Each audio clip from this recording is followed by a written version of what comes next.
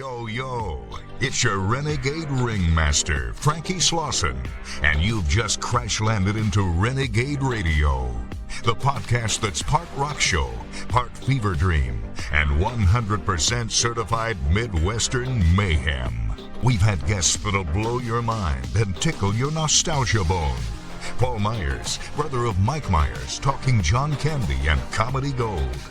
Bill Kinnison, brother of Sam Kinnison, dropping truth bombs like it's 1989. Ron Wasserman, the dude who made Go-Go Power Rangers a battle anthem. Jay David from Dr. Hook. Robbie V, son of Bobby V. Max Hightower, bluesman extraordinaire. And that's just the tip of the Renegade iceberg. And guess what? We go live every Monday night at 5 p.m. Central Daylight Time on Facebook. That's right, real-time Renegade action with Frankie and friends. Tune in, laugh hard, and maybe learn something weird. When it comes to podcasts and social media, stick with the best. Grand Forks' best source.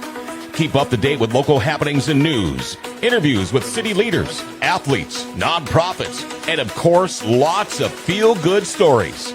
You know, Grand Forks' best source is a great way to advertise your business or events with the most economical ad packages available. And contact us to find out how you can have your own podcast with the best studio in the area. Check out Grand Forks' best source on your favorite social media app. Grand Forks' best source, the Forks' best local podcast. Call 701-213-0863 or online at gfbestsource.com. We love the Forks. Grand Forks' best source, giving the Forks their identity again. Are you tired of the same old boring podcasts? Do you crave a wild ride through the worlds of comedy, rock, and pop culture? Then buckle up, because you're about to enter the chaotic, electrifying universe of Frankie Slauson's Renegade Radio. This isn't your grandma's radio show. We're talking Midwestern mayhem, where every episode is an unpredictable adventure. Frankie Slauson, your Renegade Ringmaster, brings you the most outrageous guests and the most unfiltered conversations. From legendary rock stars sharing their wildest tour stories to comedians dropping their latest punchlines, we've got it all. Dive deep into pop culture debates, uncover hidden gems in the music scene, and laugh until your sides hurt. Frankie Slauson's Renegade Radio is your weekly dose of pure, unadulterated entertainment. Don't miss out on the mayhem. Tune in live on Facebook every Monday night at 5 p.m. Central. Search for Frankie Slauson's Renegade Radio and join the revolution.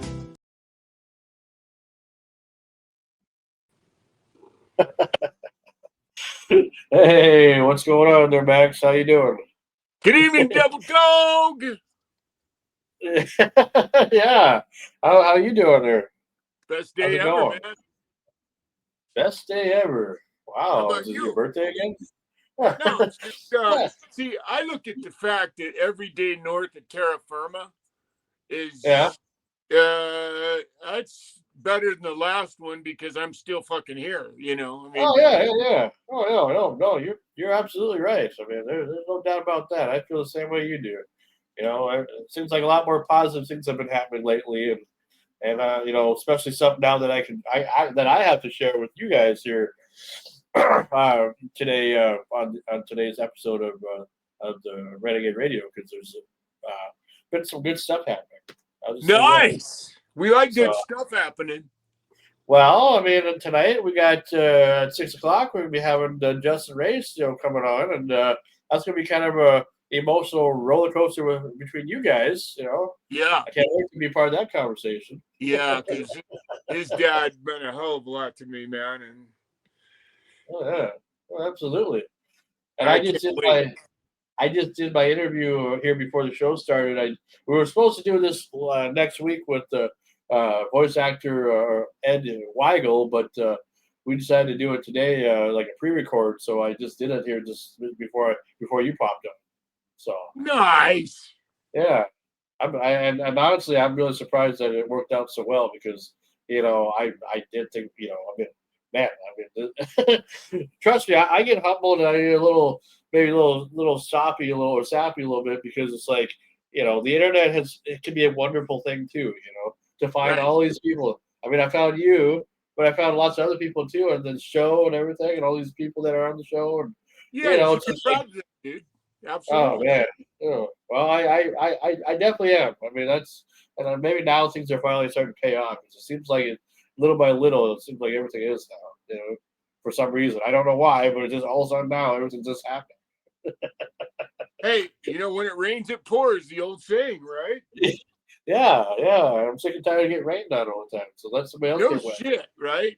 I didn't have a fucking umbrella anyway, but maybe I have one now. I don't know, man. The first time I was when I went to Iowa the first time, I grew up when I was born and raised in Utah, Yeah. and I'd never seen rain so the deluge that was happening I'd never seen before, and I was so impressed that I went outside and just took shampoo and went outside and took a shower in the rain. Oh yeah, yeah, yeah. Hey, I I'd mean, I don't never mind I'd you never doing that. seen rain like that before. So I went out, washed my fucking hair, and took a shower in the rain because it was so awesome to, No, you know, that's yeah.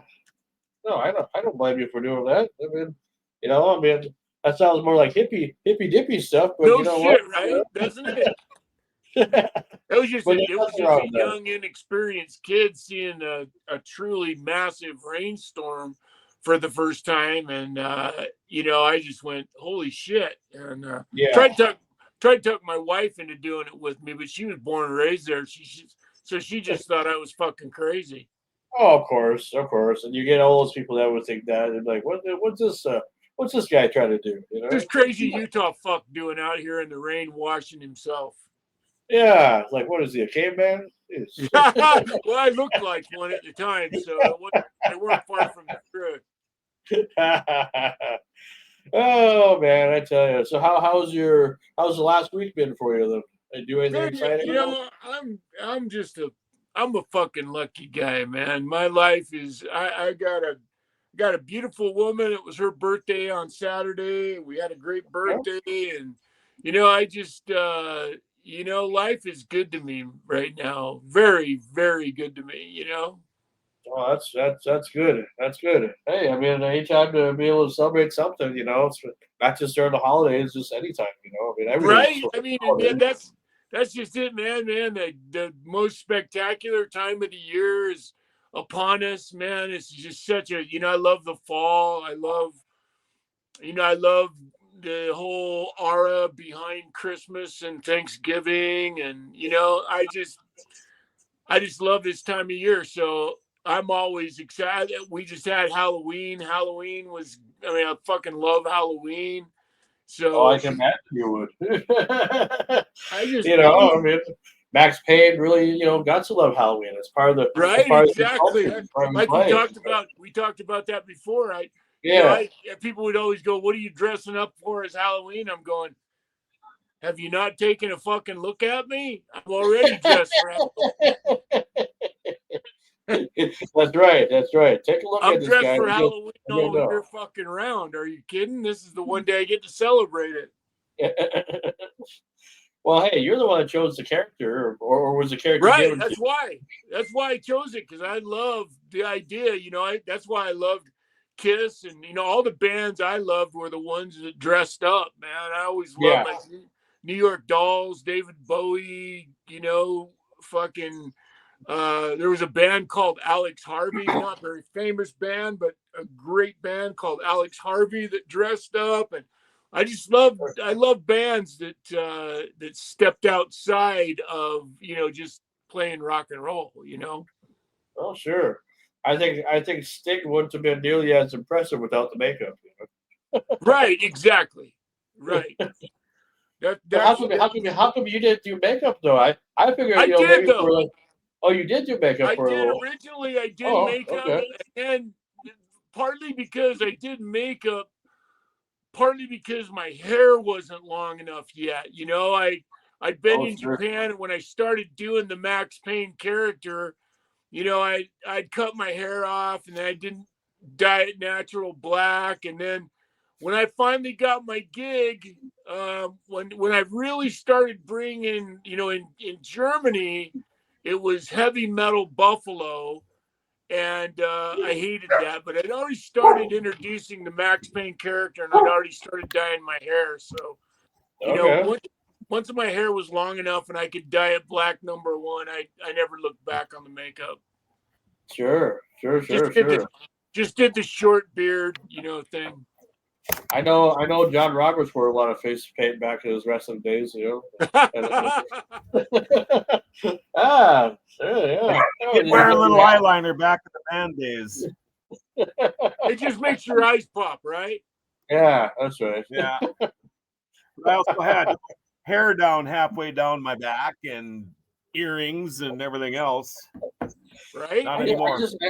I just can't picture that you would be like that, because you seem so wholesome and natural right now. Like this is your typical John Roberts, farmer, hunter, whatever, radio guy. Oh, fucking old, man. That's it. Yeah, but you can still do it as an old guy. You can still do it as an old guy with earrings and stuff. That hasn't stopped nobody else. After this month, I'll clean up a little bit. Well, yeah, I'm getting into winter mode now. You could tattoo your whole face and just be really goth metal and everything. No, that's all right. I'm good. I got 2 tattoos. Oh, yeah. No, probably not. Yeah. What are you boys doing? Oh, we're doing all right. We're doing just starting the show. Just did an interview here before the show started with Ed Weigel, who was a legendary voice-over announcer. Who, I sent you that clip or whatever on Facebook there, a little sample anyway, the intro. He did that for me, and he did another one for me just recently. So he was supposed to be on. The guy that just did the intro I was watching? Yeah. Oh, it's fucking great. Yeah, it wasn't. I don't know if it was the intro. Which intro did you watch? The first one or the second one? The younger dude with the short hair? No, that's an AI thing. Oh my god, great! Fuck AI. Anyway, I'll show you what I'm talking about here. Give you an idea, just because we can do this. Yo. It's your Renegade Ringmaster, Frankie Slauson, and you've just crash-landed into Renegade Radio, the podcast that's part rock show, part fever dream, and 100% certified Midwestern mayhem. We've had guests that'll blow your mind and tickle your nostalgia bone. Paul Myers, brother of Mike Myers, talking John Candy and comedy gold. Bill Kinnison, brother of Sam Kinnison, dropping truth bombs like it's 1989. Ron Wasserman, the dude who made Go-Go Power Rangers a battle anthem. Jay David from Dr. Hook. Robbie V, son of Bobby V. Max Hightower, bluesman extraordinaire. And that's just the tip of the Renegade iceberg. And guess what? We go live every Monday night at 5 p.m. Central Daylight Time on Facebook. That's right, real-time Renegade action with Frankie and friends. Tune in, laugh hard, and maybe learn something weird. Fuck, man, I'm so jealous of guys like that, man. They just... I'm serious, man. I would fillet a primate on Main Street to have a voice like that. That's no shit. The guy is 58 years old. He's just one of those guys, God, all you got to do is but you wonder. Well, yeah, but is he like that at home though? I mean, because I've known radio guys. Frankie, you maybe remember old Michael Wright. He's been in Alexandria forever now, but he's XL93. This is Michael Wright, roll nothing but the hits now. You bet.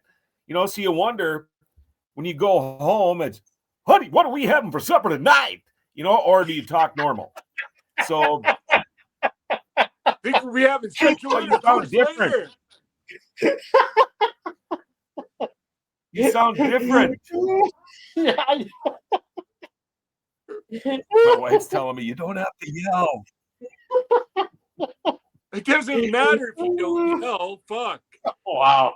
Imagine Imagine when you're making love to your wife, and it's like, honey, let me stick you in you. Yeah, really. Think I could get you to polish my knob later? Why not? Gosh, I'm so upset. How you been? Yeah. Oh, nice ass. Nice ass. That's every woman's worst nightmare right there. Oh. Frankie, see the hat? Yeah, I do. Yeah, I know you were around, but did you bother to get a hold of me at all? No, of course not. I wasn't there that much, actually. Oh. Don't you work weekends? I do, but I'm around the morning. I can be up, Yeah, but yeah, I wasn't though this year. I didn't. Oh. We weren't there in the morning this year for breakfast or anything. We were only Oh. there in the evening. So maybe this Okay, coming weekend I'll be back there again on Thursday. So Okay. Well, yeah, because come we gotta back and figure do out. some work here. Well, I was hoping that we could still do figure out a segment for you because I really wanted to do something with it before the season ends because we're going after this episode we only got 2 episodes left and then we're taking a month off. Okay.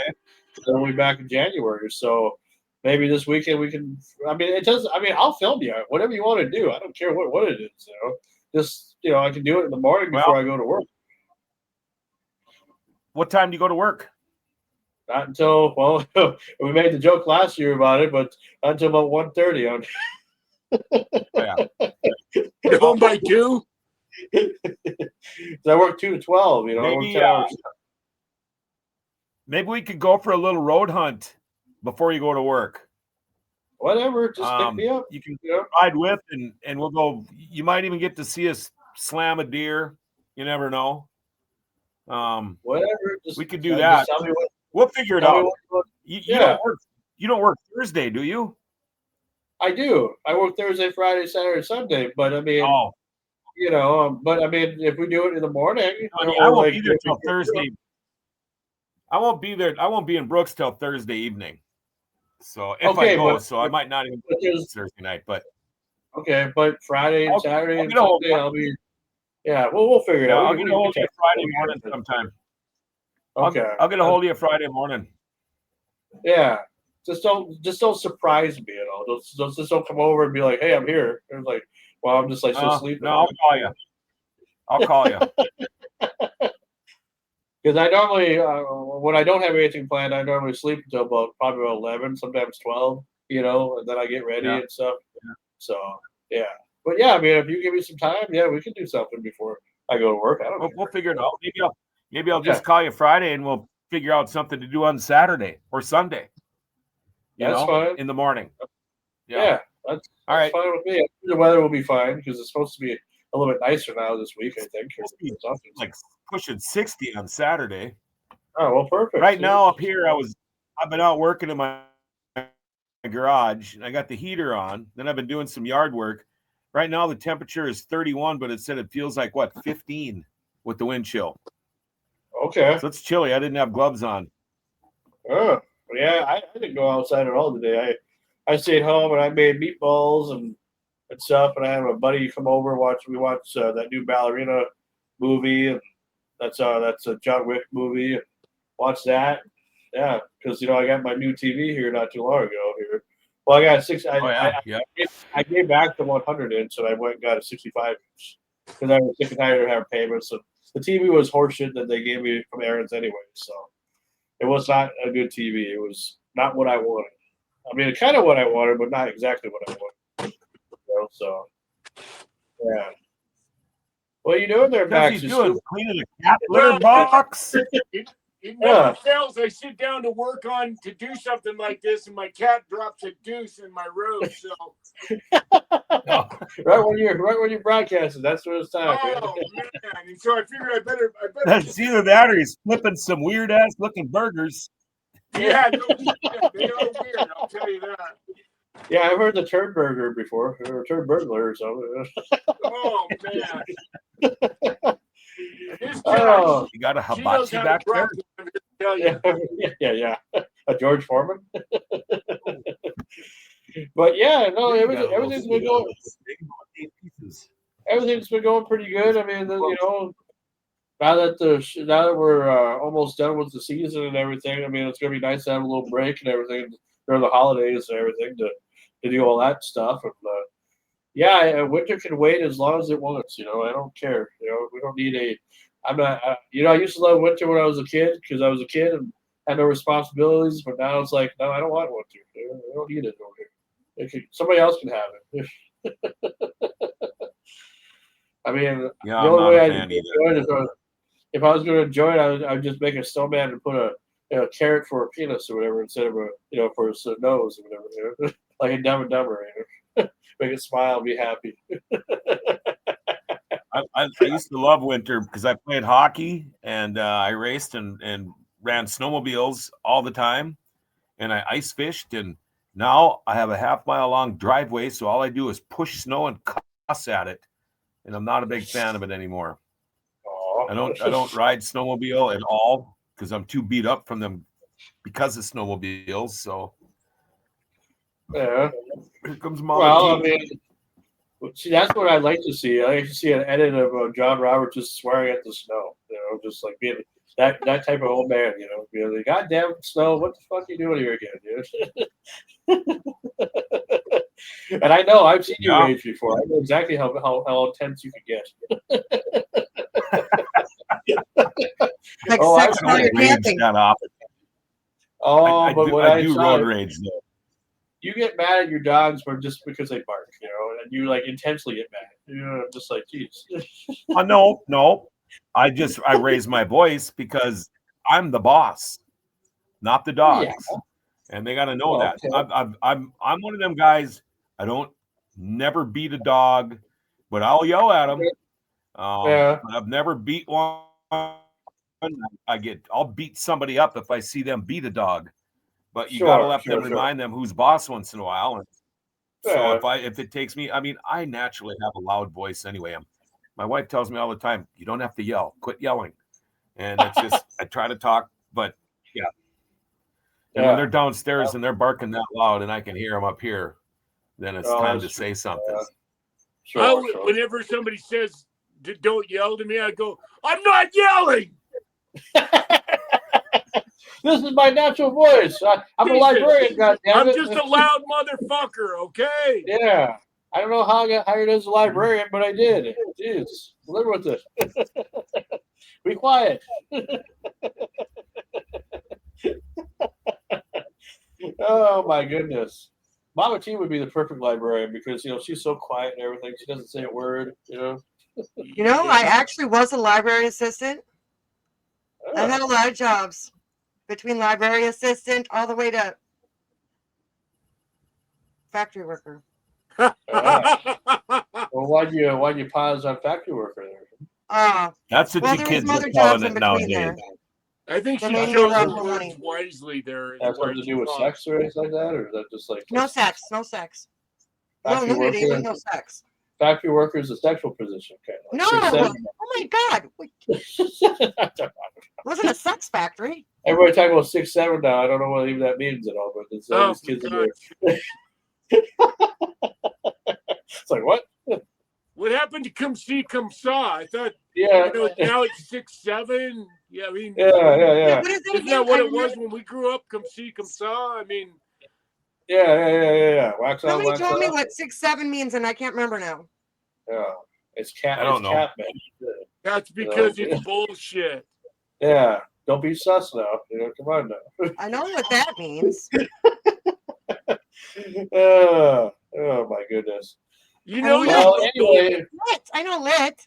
When you're talking about the boss and everything. Well, I learned who the boss was last week when I went. I went to East Grand Forks and watched that Bruce Springsteen movie. That was pretty good. I actually liked it. Bruce who? Bruce Springsteen. The boss. Who's that? The boss. Okay. Come on now, you're a music guy. Don't get political. You're old enough to know and not too old to be senile about it. Yeah, we gotta have fun with it a little bit. I know what you're saying and everything, but come on, it's still good music, okay? Come on now. A couple of his tunes were okay. If Bruce Springsteen came to your house and came over for supper, I'm sure you would have let him in your house. Then you can have the political discussion. I know my wife wouldn't. So his music and I got no problem, but just sing your music. Don't spew your shit. That's all. Okay. I don't like it when performers use their platform for that stuff. I got into an argument with a guy because of the music, the union, musicians union, and because they said it's okay for artists to be able to say what they want, political or whatever, when they're on stage. See, I just say I disagree with that, because a lot of people might work overtime and work long hours to afford to buy a ticket to go hear them sing or do their act or whatever they do. Sure. I don't want to hear about your political bullshit, whether it's my party or the party I don't like, or I don't want to hear any of it. It shouldn't even be brought up. And you have some of these artists doing it, and especially, and especially the ones like, and I am a huge fan of Neil Young, but you're a fucking Canadian. You have no right to even say jack shit about our country and our politics. Some of that stuff, Green Day, I liked your music back in the day, Billy Joe Armstrong, but move if you don't like it. But I don't want to hear about it when you're on stage. That's all. Right. If you want to go if you want to go on your personal accounts on Facebook or Instagram, or use any of those social media platforms to do that, or you want to hold like a little press conference or something, or you want to give a speech or something, that everybody has the right to their own feelings. But do you use your platform? Do you use your show to talk about politics? Yeah. But that's what my show is about.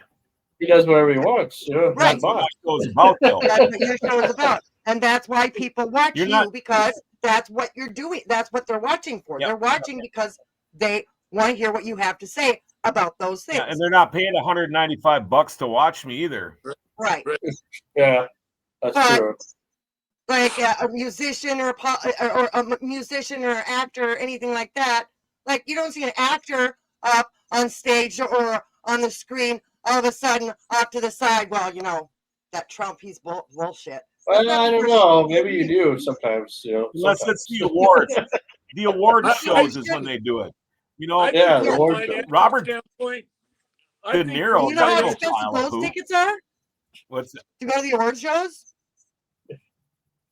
Well, we don't go to the award shows, but we see it on TV. Yeah, they have night too.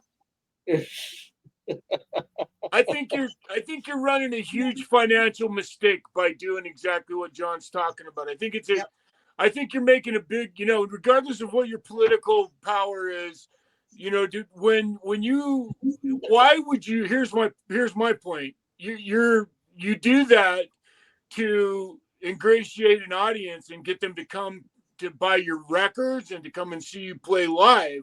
So why would you take a chance on alienating anybody, regardless of what their political beliefs are? When, like you're saying, the last thing I want to do is go to a fucking show that makes me feel good and then hear, regardless of their point of view, I don't care if it's pro my belief or not. Yep. I don't want to fucking hear that. Doesn't matter. I want you to rock my free world while I'm there, and I don't want to hear that. That's not what I paid for. Yeah. Exactly. And this musician who I was having this debate with, he's a musician of a fairly popular band in our parts here. And I said, I finally said, okay, try that at any gig up here where we live. And he goes, well, maybe not up there, or maybe not here. Okay. If you can say if you're over there somewhere, it's not a big deal, but you wouldn't dare do it here in your hometown. Well, then just shut up. Okay, I had this musician guest on my show, and he is a great musician. He is awesome. I love his music. I love where he plays. Like, it's a very big park, let's put it that way.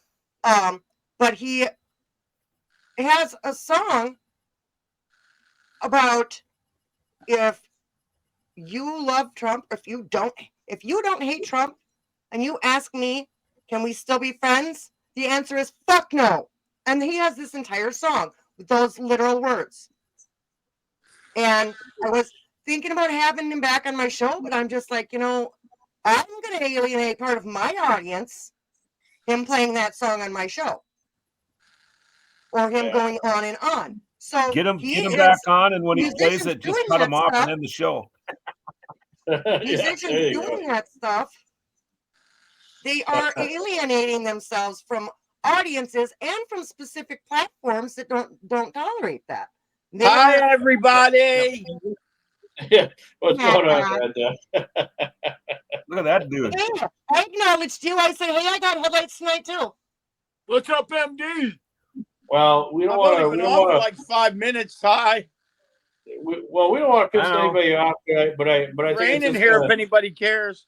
I think it's just funny, when AI videos do this, and don't take offense to this, but it's just humor purposes, okay? Walking, sir. This is ridiculous. I was networking, that's all. Networking! You've been advised of the charges. Let's not make it harder. Charges for talking to some 6s and 7s? You're under arrest for procurement.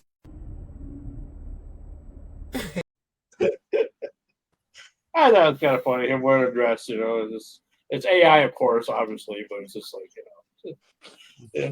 Oh my goodness. Lord have mercy. That's right. The things that you see on the internet, just amazing, right? Well, anyway, we're gonna get the show started here, and we'll be right back with season. We continue season 5, episode number 13 of Frankie Slosson's Renegade Radio. What's that? Oh, is that your hunting photos there? It's one of the deer we shot this weekend. Oh. Okay. Yeah, and it was nice seeing you too, by the way. Yeah. I'll be back. We already got into that already. Oh, okay. All right. Well, we're gonna. I'll be back on Thursday. Maybe I'll see you then. Okay. We'll be right back here with some more Renegade Radio right here on StreamYard. Yo. It's your Renegade Ringmaster, Frankie Slauson, and you've just crash-landed into Renegade Radio, the podcast that's part rock show, part fever dream, and 100% certified Midwestern mayhem. We've had guests that'll blow your mind and tickle your nostalgia bone.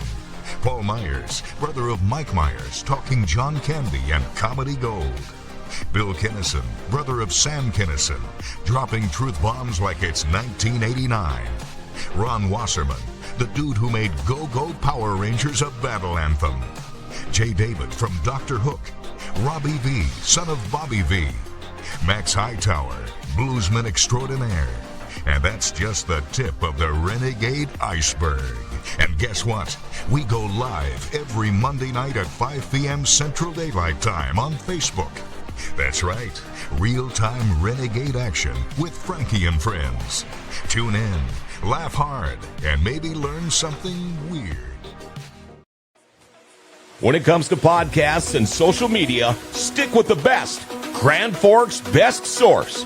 Keep up to date with local happenings and news, interviews with city leaders, athletes, nonprofits, and of course, lots of feel-good stories.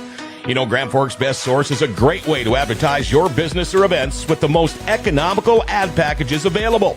And contact us to find out how you can have your own podcast with the best studio in the area. Check out Grand Forks' best source on your favorite social media app. Grand Forks' best source, the Forks' best local podcast.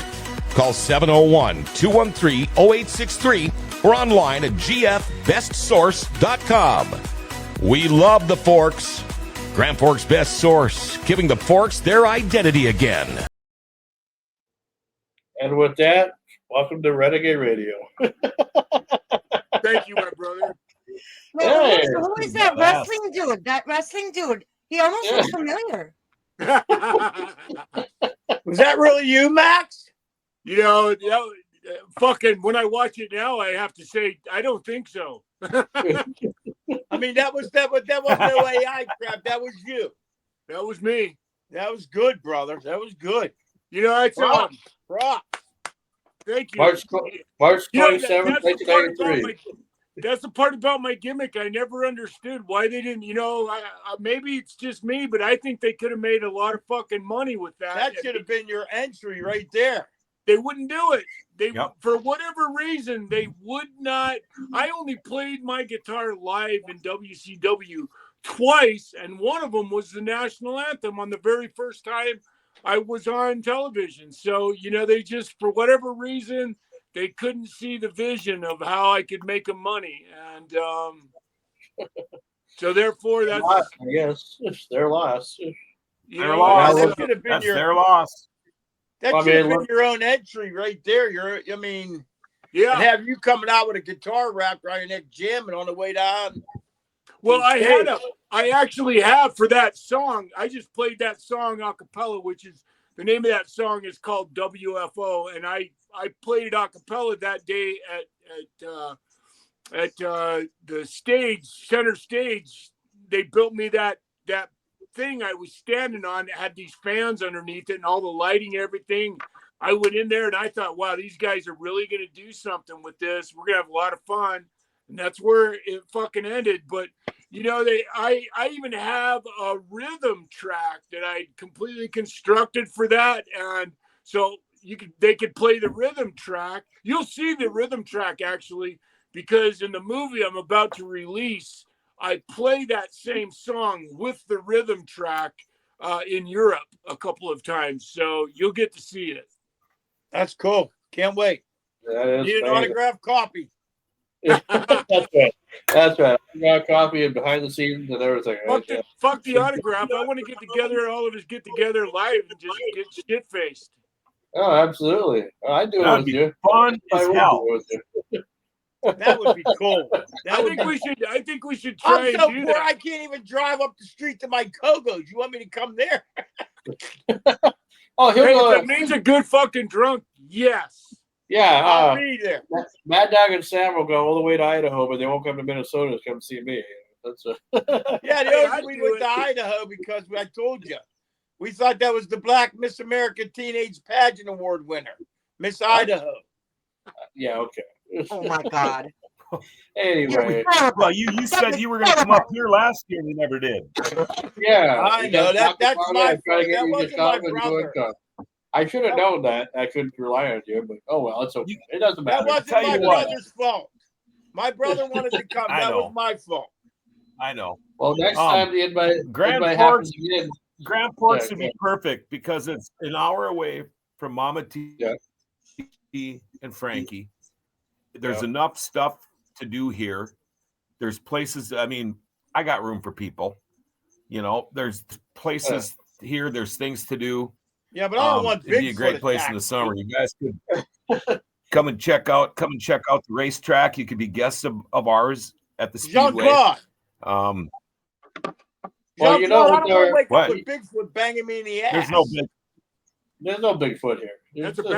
I got plenty of guns and I got dogs. You don't have to worry about that.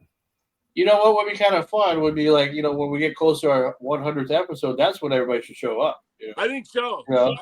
But of course, I say that nobody will. I'm pretty fucked out here. I'm coming. Well, I believe you, Max, because you probably have the funds and everything. You're not afraid of nothing. Fuck no, I'm on the ride. I'll throw down in a heartbeat. Hey, I got that Italian disease. The funds are low. Yeah. That's the same disease as leadership too, isn't it? Or something, whatever. Yeah. I'm not afraid to sleep in Trump sending us all $2,000. Hey, I'll sleep outside of somebody's house. We gotta go in the summer because fuck that winter shit up there, boy. I'm saying that our 100th episode will be more likely around springtime. March or April at least. Yeah, springtime up your place. You still got 8 foot of snow. Well, whatever. Yeah, it depends, but you don't want to be here in March or April. May or June would be much better. I mean, this last spring in April, we didn't have any snow, but 3 years ago we had in April or March, we still had 6 feet of snow. Yeah. It just like right now we have 0, but it's been many years in November. I've deer hunted with 5 feet of snow on the ground. Oh yeah. Right now it's 2 years ago, it was 74 degrees out deer hunting in the second week in November. It's just weird. You never know. Well, anyway, I'm liking this because my removal machine isn't ready yet. So Well, welcome to Renegade Radio, everybody, or Frankie Slosson's Renegade Radio. I'm your host with the most rate, or Frankie Slosson, along with Max Payne, John Roberts, Mad Dog, and Mama T. I'm sure Screaming Sam will be with us here later on or whatnot. I know Ken's not going to be here because of the 250th birthday for the Marine deal he was talking about, and then Antique Man's on the road to Fargo, and that's another guy. You try to ask him to, when he's close by to the area, to show up and come visit, whatever, and he won't do it. Fargo's as far as he goes. No pun intended. Or pun fully intended. I don't know. So there's no hope with dope, I guess. How close is Fargo to you guys?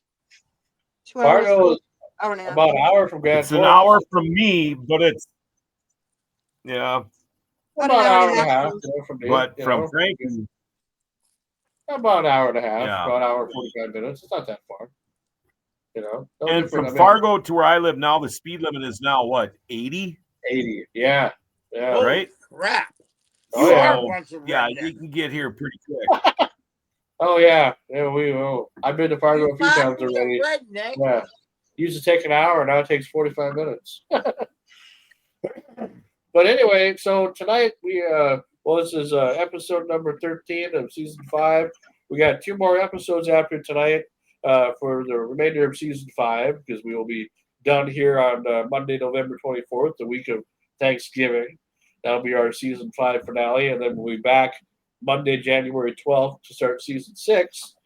Anyway, tonight we'll be joined by special guest and a returning guest for the 3rd time, Mr. Justin Race, and he's supposed to have a special guest with him, but I know he's been having some trouble trying to find the right guest. And I said, dude, someone, I know you know a lot of people.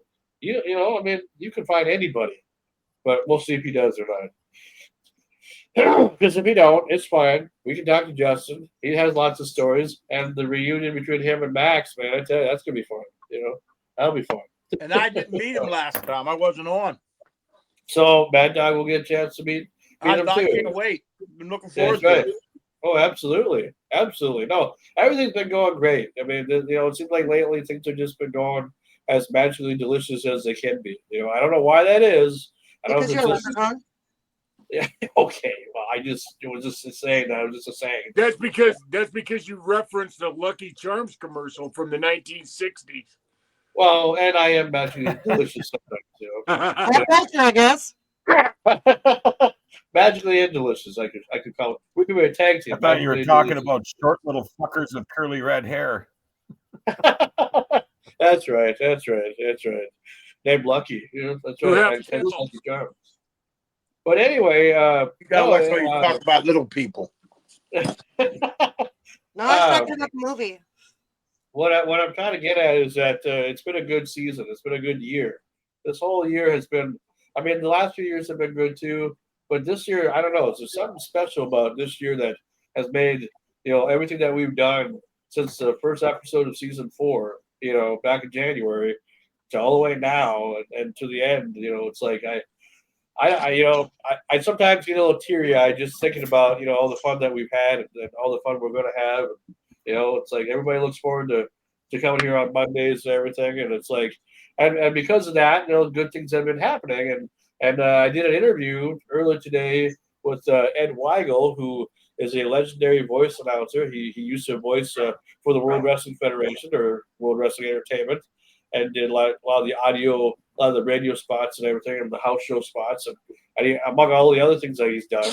I mean, he still does voiceover stuff, and he's 58 years old.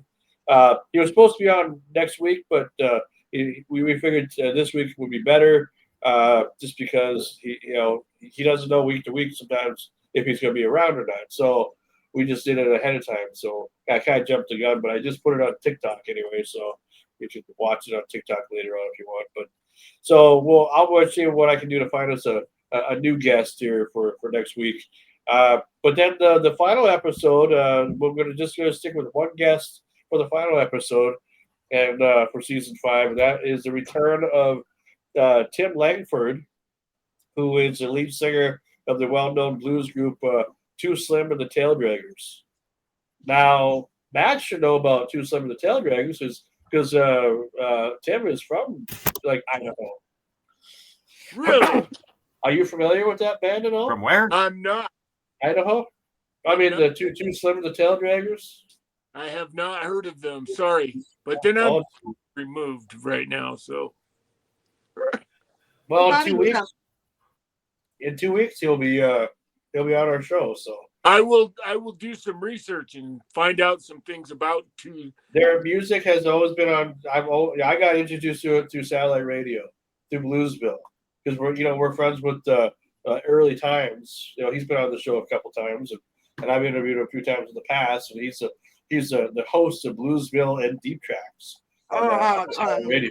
BB King's Bluesville. Yeah, radio. It's 92 or 95. No, it should be channel 74, I think, or 75. I know they changed it a lot too, but yeah, the Bluesville channel. But anyway, so a long time ago when I started getting into blues and everything, like 2016, 2017, I would listen to satellite radio and Bluesville a lot because they always had good stuff on there, and they still do, but mostly just repeated stuff, pretty much. It's like a top 40 station nowadays. But I always loved Early Times, and I got introduced to Joe Bonamassa and Too Slim and the Tail Draggers. We were like on their countdown all the time and everything, and they've been around for quite a while. Their music is more like I'm pissed off, but this is why I'm pissed off, But it's good bluesy rock and blues music. I think you'll love Tim because he's been through a kind of had a rough year this year. He lost his wife and his son. Oh man! Wow. That's terrible. Because of various things. So yeah, that's horrible. So the fact that he's willing to come on our show here for our season finale, that's I tell him, man, that you don't have to do it if you don't want to. I'm not, no pressure. I asked him if he was interested, and he said sure, anything for you. So it's like okay. So he said anything for the Mad Dog. Well, no, anything for Frankie. He said don't cry about him around here. Let's not lie. He said anything for Max and Mad Dog. We got it going on. That's right. Because who cares about the host with the most? That's what I have. That's what Mama T wants to know what I have, right? What I'm all about. I'm the host with the most. Don't forget. Frankie, you're a given. Hey, Mama, let's close the cleavage off a little bit. You might take away my. They might want you more than me. Atta girl. Oh, we want to see that. yeah, we want. Coming up here. I almost wore a tank top. I love you, Jean-Claude. Come on, man. Yeah, fuck you, Mad Dog. Yeah. I got me a Minnesota. I need majority vote to button that top button. I got me a dirty bird from Minnesota. Well, I mean, I don't know, John. You want before we get into our normal segments, you want to talk about this week's football game at all? No, Steelers suck and Minnesota sucks. Anything good to say at all, or anything? I mean, now's your time. Normally, I'm wearing a Minnesota Vikings hat on the show. That's a put this one on. Right now, I'm ready. This is kind of a throwback. It doesn't see Carol's on it, but Frankie knows where this is, and Mama T knows where this is. We're there all the time. I'll be up there for hunting again this week. It's right across the street from where Frankie lives. Literally. But no, the game was horrible. I'm not a big JJ McCarthy fan. I don't know. There was some bad calls, but we should have. It was ridiculous. Yeah, you see this we got our ass handed to us after how good we played last week. It's ridiculous. Hey, you play just like we do. We beat the Colts that are 7-1, and then we get our asses handed to us yesterday by a losing team. Yeah, it's just well. But Tomlin, at least the Minnesota Wild are winning again now. Won 4 out of the last 5. Yeah, that's good. I mean, I'm a hockey fan first and foremost. I've been watching a lot of hockey lately too, because ESPN Plus has been kind of a nice thing to have because they got a lot of games. You can pick whatever you want to watch. A lot of out of market games. Hey, Jean-Claude, how do you think about the Penguins? The way they've been playing with the old trio. They're doing all right. The thing is they're an old trio. We got a lot of season left. Ask me that question in 3 months. Well, they're starting to peter out now. They gave up 2 games when they had 3-goal leads going into the third period, I mean. Yeah. They gave up 2-3 goal leads in the last 2 nights. They're already losing their legs. Yeah. But they got some skill. I saw Sidney Crosby play in the World Juniors when he was 18 or 19. God, that was a long time ago. My kid was just a young player back then. Yeah, I worked that tournament, saw him and Ovechkin and all them guys play in that tournament. And now they're all ready to retire. He's an amazing young man, man. Old man, I should say. Oh, yeah. Yeah. Well, I want to play something Screaming Sam, what's up, buddy? For you guys to kind of lift up your spirits a little bit, because it does suck that our teams suck and everything, and just nobody knows how to win anything.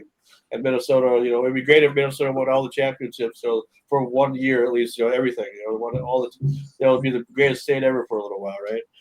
Well, John Roberts, I got something for you that will probably make you laugh and maybe piss your pants, maybe, because I found something on the internet. I did a little searching, and so I think I'm going to show it. Bring it on. I will get your comments after I show you the video. So don't enjoy blow it. Show it.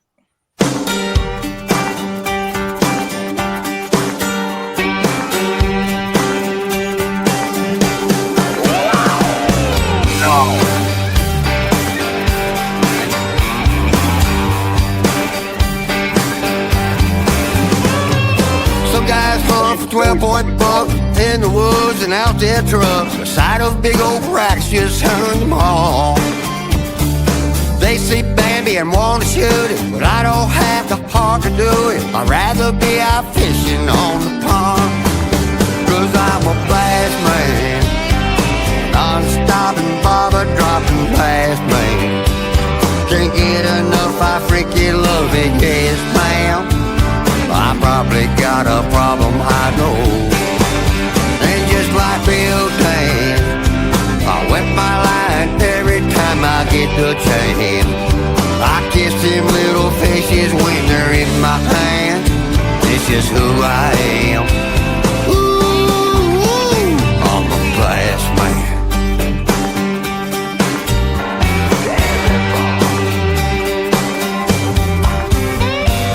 Some guys just don't have finesse or what it takes to be the best. As for fishing tricks, I wrote a book. I know the spots, I got the bait. They in their heads, know what they think. I throw a line, next thing you know they're hooked. 'Cause I'm a bass man, non-stop and bobber dropping past me. Can't get enough, I freaking love it, yes ma'am. I probably got a problem, I know. And just like Bill Dane, I wet my line every time I get the chance. I kiss them little fishes when they're in my hand. This is who I am. Ooh, I'm a bass man. Out of the water, into the boat, down in the cooler, there you go. Wanna take you home, gonna rub you down, make it sizzle and pop it, just watch it rolling around. I'm a bass man, non-stop and bobber dropping past me. Can't get enough, I freaking love it, yes ma'am. It's just who I am. Damn it, Bob. I'm a bass man. Shake it, shake it, shake it, I'm a bass man. Honey, honey, I'm a bass man. You see that bass? Damn it, boy. Wow.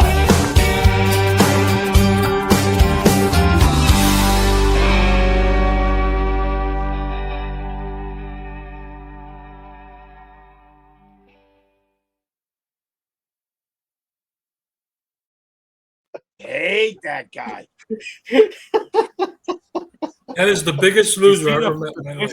Did you ever see him? Did you see those fish he was catching? Where we fish, we call those fish bait. Yeah. John Club probably throws that in to catch what he catches with, right, John? Yep, that's bait. Joey freaking Bro. I I got a bunch of people hooked on the him biggest from back in Thief River Falls, and they're so pissed now that they're hooked on him. It's so funny. Well, that's why. That's why 90% of his comments are terrible, but that's what makes him popular because that's what I say. Hey, look for me every time he does it. I say, "Oh my God, I just threw up in my mouth. I think I hear your mom yelling, lower the music." He can't even lip sync to his own show. He can't even lip sync to his own song. I noticed that. You know what? I did notice one thing though. He does country a lot better than he does rock and roll. Yeah. I don't think he does anything good. Well, that was his song, but he can't even keep up with the karaoke machine. I mean, it wouldn't be so bad if he wasn't the whole freaking set behind, or it's like, dude, catch up. But I don't know. He doesn't know how to anticipate. It's like, wait a minute, haven't you ever heard this song before? Don't you know how it goes? The hard part is the fucking words. Jesus Christ. The best part of it is, the guy got like his arms are built and everything, but you ever see him without a shirt? I swear to God, his tits are way down to his belt. I was just going to say they're bigger than mine. That's a compressed legs. He was 600 pounds. Probably got frog legs. When he flexes his boobs, it's not even where the boobs are. It's up here. Oh, God. See, that's when you don't take the shirt off. I might be jealous. I might be a jealous guy. What if I got him on the show? Let's get him, man. That would be hilarious. Let's get him. Yeah. Let's do a birthday roast for him. Find out when his birthday is and ask him if he wants to be roasted. Yeah, that's right. I'll tell you what, I bet we have a lot of people watch the show, and then it'll be ever in his life he had him on the show. Yeah. You know what?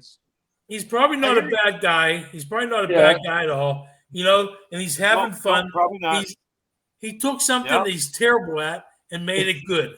So I don't know. He made him so popular at being bad at it. And I'm good at this, and I can't make a goddamn dime. What the fuck, dude? That's what makes me mad.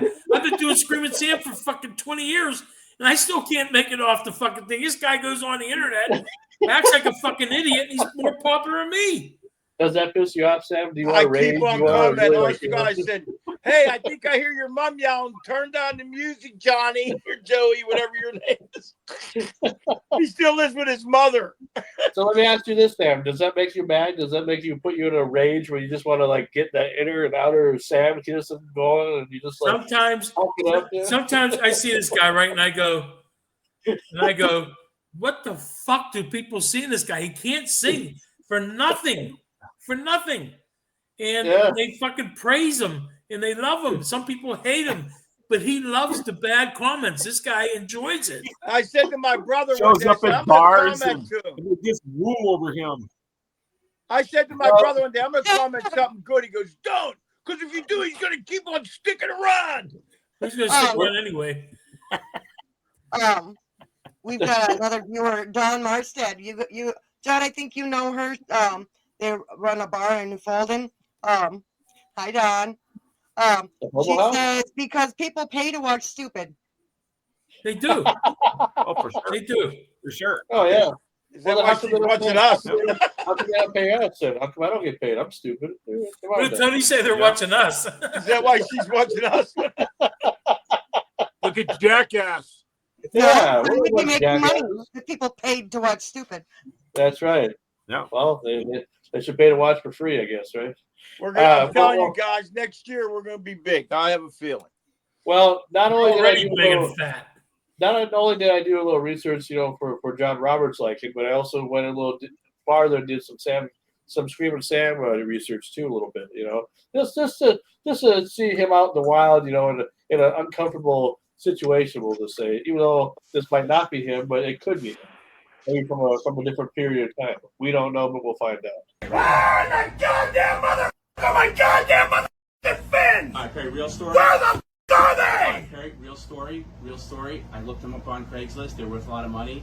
I sold them. The guy came It was $200. I think that's going to cover a couple of meals this week. Where the did you really do that to me? But I got the guy's info. I got the guy's information right here. If you want to talk to him, he was very nice. Came right. Why in the would you do that to me? Because I saw. Why in the would you do that to me? Why? Why? I don't care what you goddamn say in my goddamn house. You don't sell a motherfucking thing. I tried calling you. You didn't answer the phone. Liar! You're a liar! Were we in the Where are car? my goddamn fins? Hey, listen. I looked them up. Where are my They're fins? collector's items. Get my goddamn fins back! Put that goddamn boogeyboard back! Everybody out of my house! Before I have a heart attack! Right. I'll be out there tired! Does anybody speak Spanish? Because the guy. You mother. I'll breathe in your mouth. Here, open up.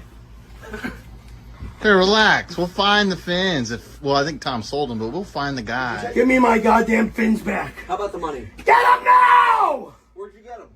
You're not touching my hair. You're not touching me! Give me my goddamn fins! Let's do this. Can we make a bet here? When you do find them, which you will, probably within the next 10 to 15 minutes, how are you, I want more than just an apology. What are you going to do to make it up to us for this? I'm taking you guys out for a nice meal. Yeah, you're doing that anyway. Move my stuff. Nobody moved anything. You're with me. Harry? You're with me. You're with me. It was right there. Nobody... They're not there. Where the are they? Harry, I didn't come into this area. Oh. Wait. Do it again. Where in the closet? Come here. Where in the closet? Show me. Right? Look at the box. On top of the box that they came in. Thank you. All right, so What are you going to do for us, Barry? yeah, I'm gonna apologize up the ass. You're right in there. What are you going to do, Barry? I need more than just an apology. That was outrageous behavior. Yeah. Complete stupidity. Complete stupidity. That sounds exactly like me. My family's up the ass. He looks like you too. Take your hat off. And that guy in the background just cracking up. Oh my God, man. All I could think about was the guy was a hoarding slob. Yeah, so how the fuck did you find anything in his house? You know what? And then people can tell you when something's missing. Well, you know, Yeah. It was right there, goddammit! They have a person moving his stuff so that they can walk or sit. So of course you have to move something. My neighbor had 35 cats, and she had newspapers stacked to the ceiling, and all you could do is get through like a little, and I couldn't fit through it because I was too fat. And I thank God because I got halfway through her hallway and I threw up from smelling cat urine and everything. She wanted me to help her move something in her house. And I got halfway through the hallway and I chucked all over her floor. And I'm like, I'm trying to apologize. And I can't bend over like to wipe it with my Kleenex in my pocket. And I'm stuck in her hallway. And I'm like, I can't get through to help you move whatever you want moved in your dining room. I can't even see her dining room because there's no dining room. It's just like newspapers, just newspapers. That's all it was. It was nothing else but newspapers in the whole house. You should have dropped a match. And there was cats on top of the newspapers and on top of me and on top of everything and everywhere and cat urine. And I had to go home and take like a shower like 3 times. I was throwing up everywhere. My wife goes, "What's wrong?" I'm like, if something would ever happen, that house would be When was that, Tony? Huh? When was that? I don't know. Because that's the day they had a shortage on water in Pittsburgh because you took 3 showers. Oh, fuck you. At least when I take a shower, don't take me an hour to get my feet wet, you fat motherfucker. Well, according to Tom Papa, everybody's fat. We're all fat. You're either really fat, kind of fat, or trying not to be fat.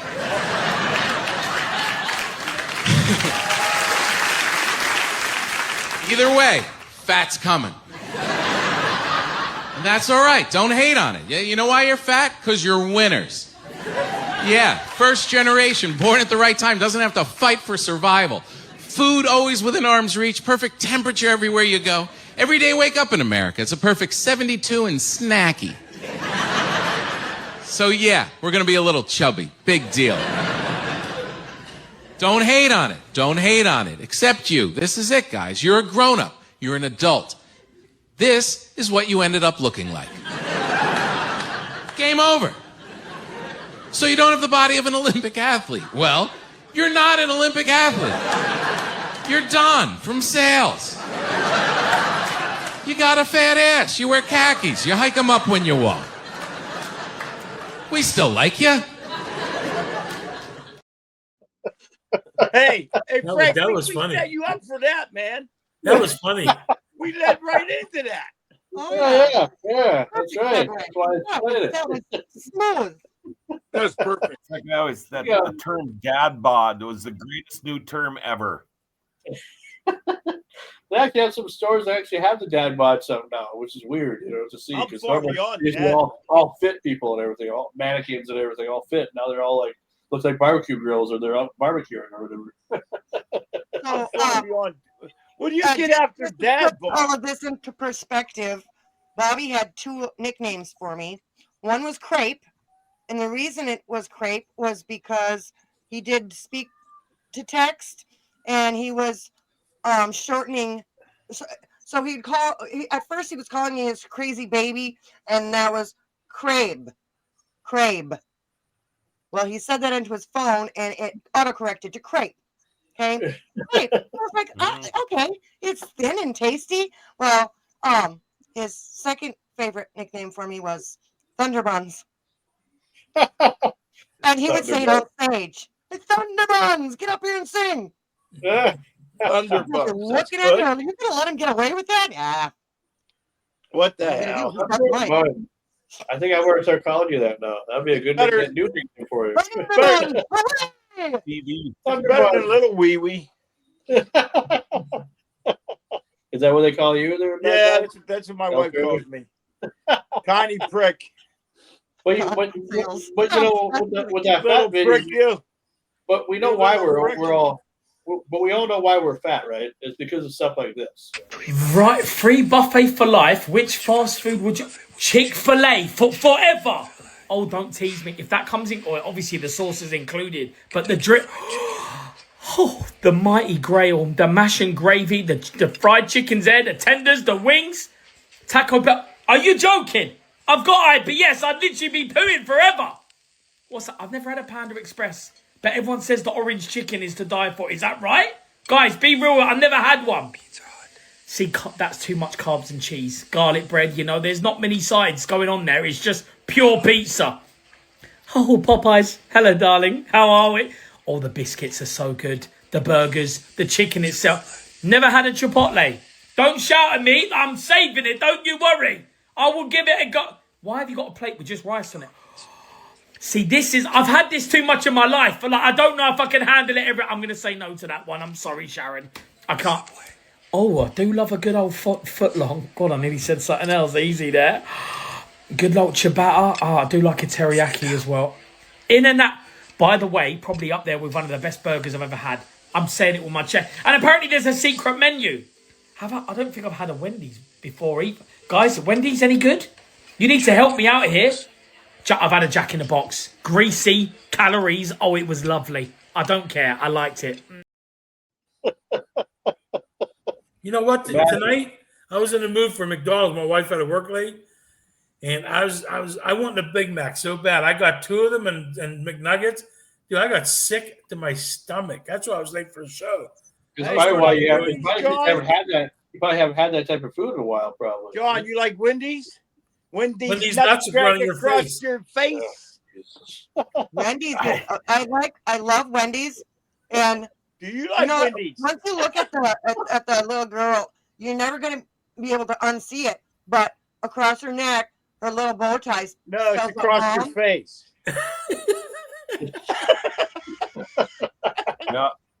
Yep. I knew that. I don't eat fast food. She don't get it. Very, very rarely fast food. Wait, what was it again? Wendy's nuts are across your face or something. Yeah, I said Wendy's nuts dragging across your face. No, what was it with Wendy's girl? What was it with the tie? Yeah, but Wendy is actually Dave Thomas's actual daughter. What did it Right. spell? Yeah. What did it spell in the bow tie? Mom. Mom. I'll show you. Is there really a Ronald McDonald? I just want to know. Oh, of course. Okay, good. Yeah, Well, I mean, Johnny the walks around with them big feet all day. Big feet, big pecker. What Yeah. the heck, you know? Grimace is his brother, and there's a Mayor McCheese, and there's a Hamburglar. Well, if you keep eating all that McDonald's, this is what's going to happen to you. You know?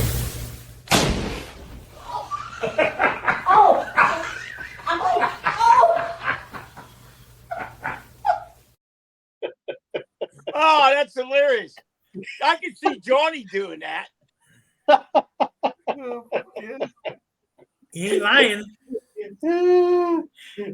Or if you're really if you're really that lucky, you might make a movie about you. Hey guys, it's Jennifer with Cockbuster Video, and my pick of the week is Farts from D's Nuts Animation. I love this movie so much. It's all about these cute, mischievous little fart guys just trying to live their best lives. And honestly, I relate. I do be farting, like, a lot. Cockbuster, huh? No, here. Was it Cockbuster? Blockbusters, yeah. But was that a blockbuster? Oh, yeah, it does say for Mom. heaven's sake? What is this, 1992? Does look like Mom. Yeah. Well, we She watched said the video. Cockbusters. Well, Oh, Holy anyway. shit. Is there still yeah. blockbusters Maybe around? No. Right. No, I think there's just one in Oregon. I think. Still. Hey, Mama T. It's gotta be plain white. You have to hold there for a couple seconds. You can see numbers on that. And there's lines on that one. Okay. Oh, Okay, Justin. All right. I Well, never knew that trick before you started doing it, and I was like, Max. oh, I'll try it. That Yes. said Cockbusters, not Blockbusters. When, Yeah, I, it used to did. do, when I used to do my show, I used to have to hold a Show it again, whiteboard. Frankie. When I did my show, I had a whole whiteboard. Yeah, so we can adjust the cameras to the whiteboard. Sure. It worked. I look Well, better yeah, now, Your don't I? underwear. Yeah, very, very, very nice. Well, It you looks know, brighter. I mean, brighter. up here we're so used to being called rednecks and hillbillies. Even our good old governor likes to call us that a lot. So maybe if we had a show like this on the air, maybe he'd appreciate us more. Welcome back to the Redneck News Network. There's a sale going on at the local dollar store, y'all. Crystal, the cashier, is offering half-price Tuggies until she gets off work. Locals are already calling it Tuggy Thursday, and the store's Google rating has skyrocketed this afternoon from 1.3 to 5 stars. As you can see, the line's already wrapped around the store with people wanting to feel that legendary grip. I missed my parole meeting for this, but I have heard it's worth the wait from folks that already finished, so I'm excited. Crystal's husband has declined to comment on the situation. In a completely unrelated coincidence, I've decided I'm taking my lunch break right now. Tired of swiping left on folks who ain't family? Well, look no further. At cousins-only.com, we understand that love is, well, it's all relative. Cracked patch for when you want to quit, but also not really. Peel it, stick it, still tweak a lil. Got a big date with your cousin this week? Get those teeth fixed with Jim Bob's Bar Fight Mouth Repair Services. Well, howdy, folks. Welcome to the Church of Beer. My pastor told me, son, you got to find Jesus. I said, is he hiding in the cooler? Breaking news out of Cornbread County. A tornado has touched down in the Waffle House parking lot, and the line cooks are currently fistfighting the storm. Stay tuned. Oh, pretty good. Too good. Too good. The stuff to come up with, and that's all AI generated too. It makes everything look, we don't know what's real or what's fake anymore. You don't. I know fucking Waffle House is real. Waffle House didn't make that fast food list, and it needs to be on there. Goddamn it! Oh, I've never been to Waffle House before.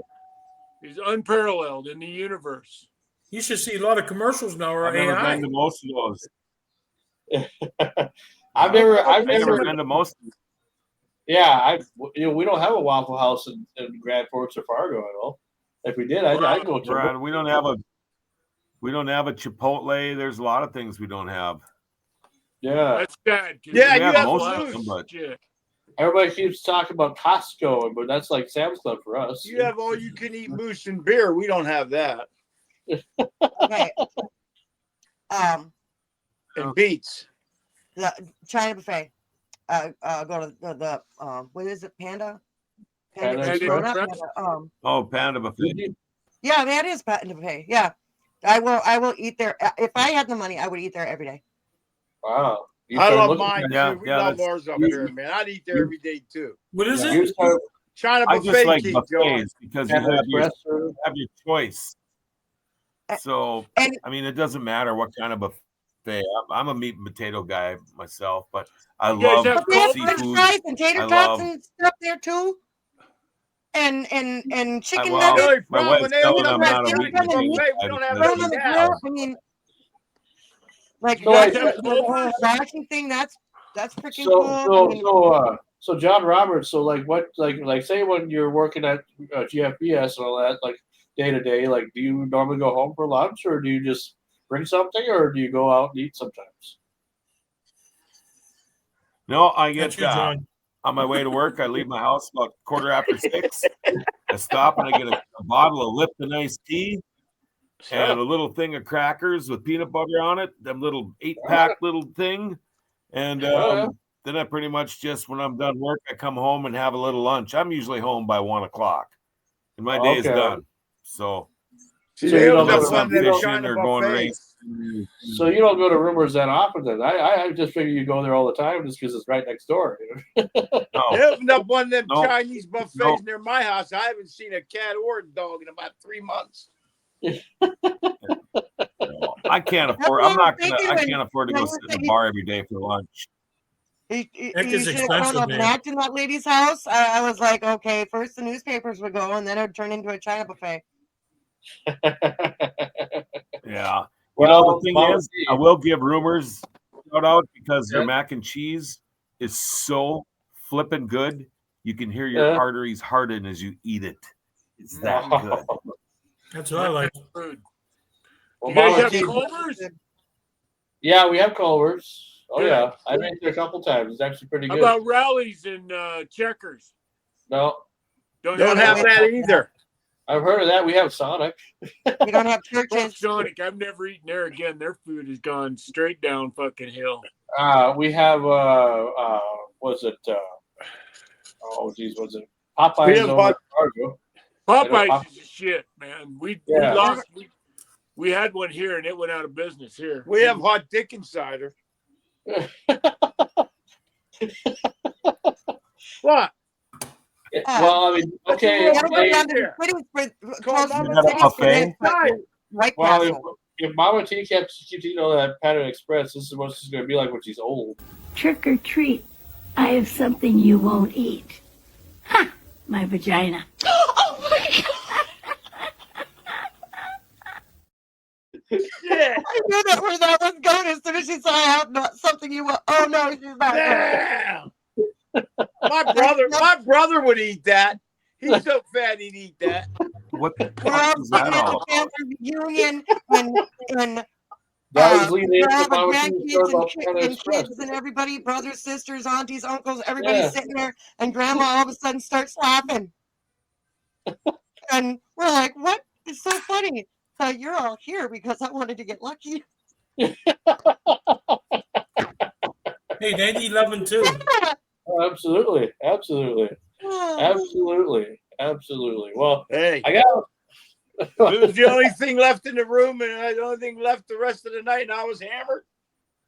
Take one for the team. Oh my goodness, dude. Yeah.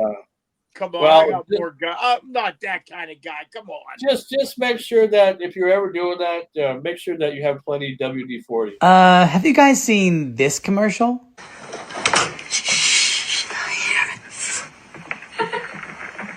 Huh?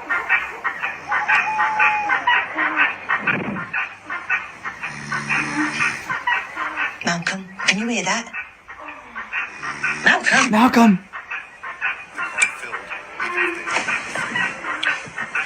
What you doing? Oh, snap. I'm not having this. Not in my house. Don't make a scene.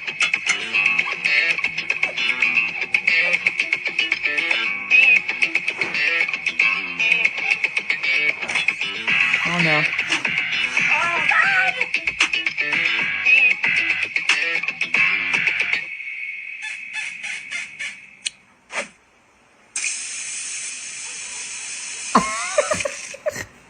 Good to go. Protect and lubricate with WD-40. Cause squeaks. What the fuck? Oh, fuck. I thought he was going to spray it on his Johnson.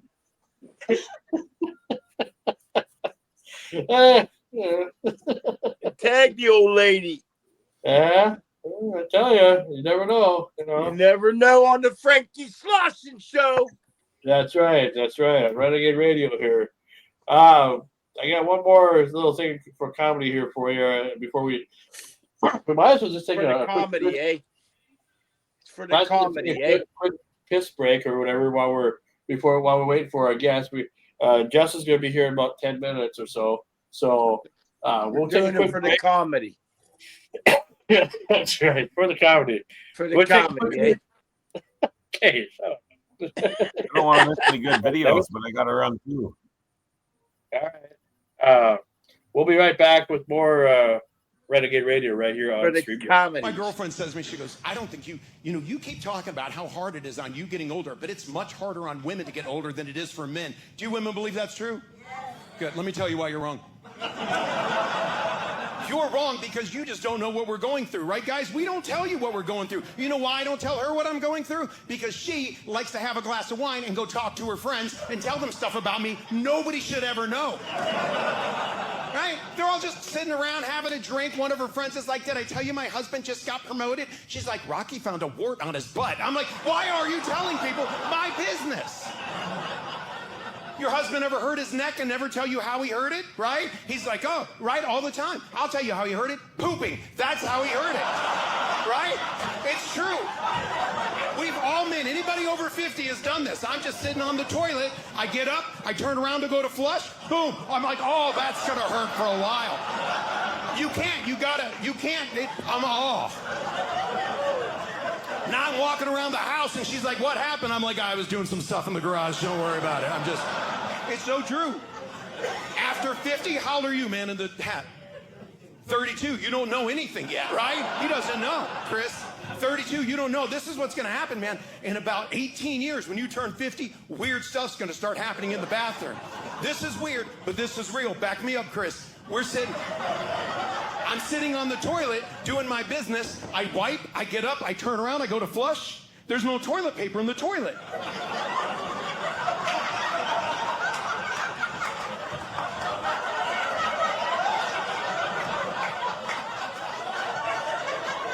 I'm questioning my sanity, right? I'm like, did I wipe or not? I can't remember. So I sit down, I wipe again, I get up, I turn around, still no toilet paper. It's all in my butt crack. Yeah, the older you get, the deeper your butt crack gets. Older you get. I just sit down, I wipe and drop, my old butt just sucks it right back up. I don't know, like it's soaring for winter or something. I don't know what's going on. Like it's an old bear.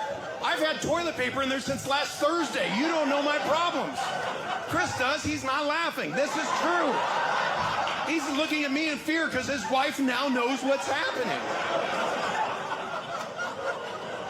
Here's how I know, man. When I was your age, when I was 32, I could still fart like a normal person. I was like, and just go on about my day. Now when I fart, a fart bubble just forms back there and doesn't come out. And I'm like, that's still in there. Now I'm trying to Macarena it out with my buddy. You know what I'm talking? Macarena. I'm trying to get it out of there. Sometimes I don't know when it comes out. I'll be hanging out with my buddies and they're like, bro, did you fart? I'm like, maybe. I don't know. Earlier. The other day, I had to go to church, and I had a fart bubble in there, and I'm like, I got to get rid of this thing. So I fired off a second one. You know what I'm talking?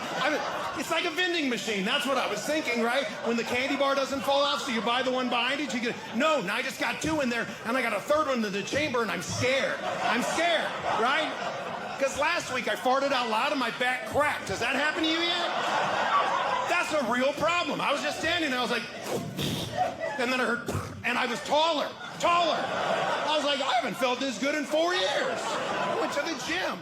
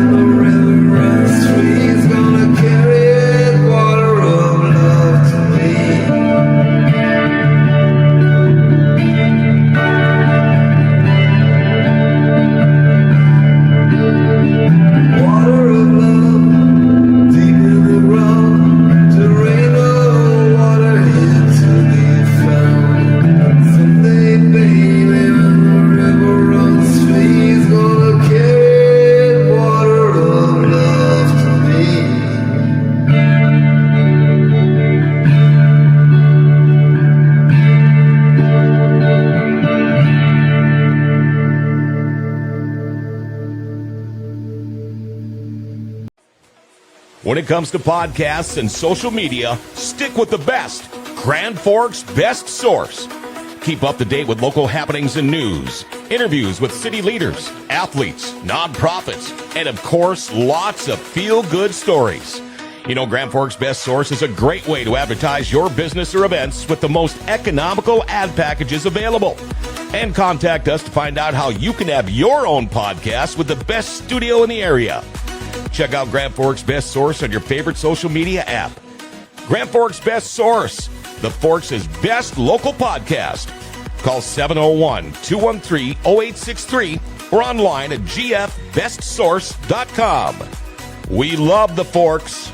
Grand Forks' best source, giving the Forks their identity again. Yo, it's your Renegade Ringmaster, Frankie Slauson, and you've just crash-landed into Renegade Radio, the podcast that's part rock show, part fever dream, and 100% certified Midwestern mayhem. We've had guests that'll blow your mind and tickle your nostalgia bone. Paul Myers, brother of Mike Myers, talking John Candy and comedy gold. Bill Kinnison, brother of Sam Kinnison, dropping truth bombs like it's 1989. Ron Wasserman, the dude who made Go-Go Power Rangers a battle anthem. Jay David from Dr. Hook. Robbie V, son of Bobby V. Max Hightower, bluesman extraordinaire. And that's just the tip of the Renegade iceberg. And guess what? We go live every Monday night at 5 p.m. Central Daylight Time on Facebook. That's right, real-time Renegade action with Frankie and friends. Tune in, laugh hard, and maybe learn something weird.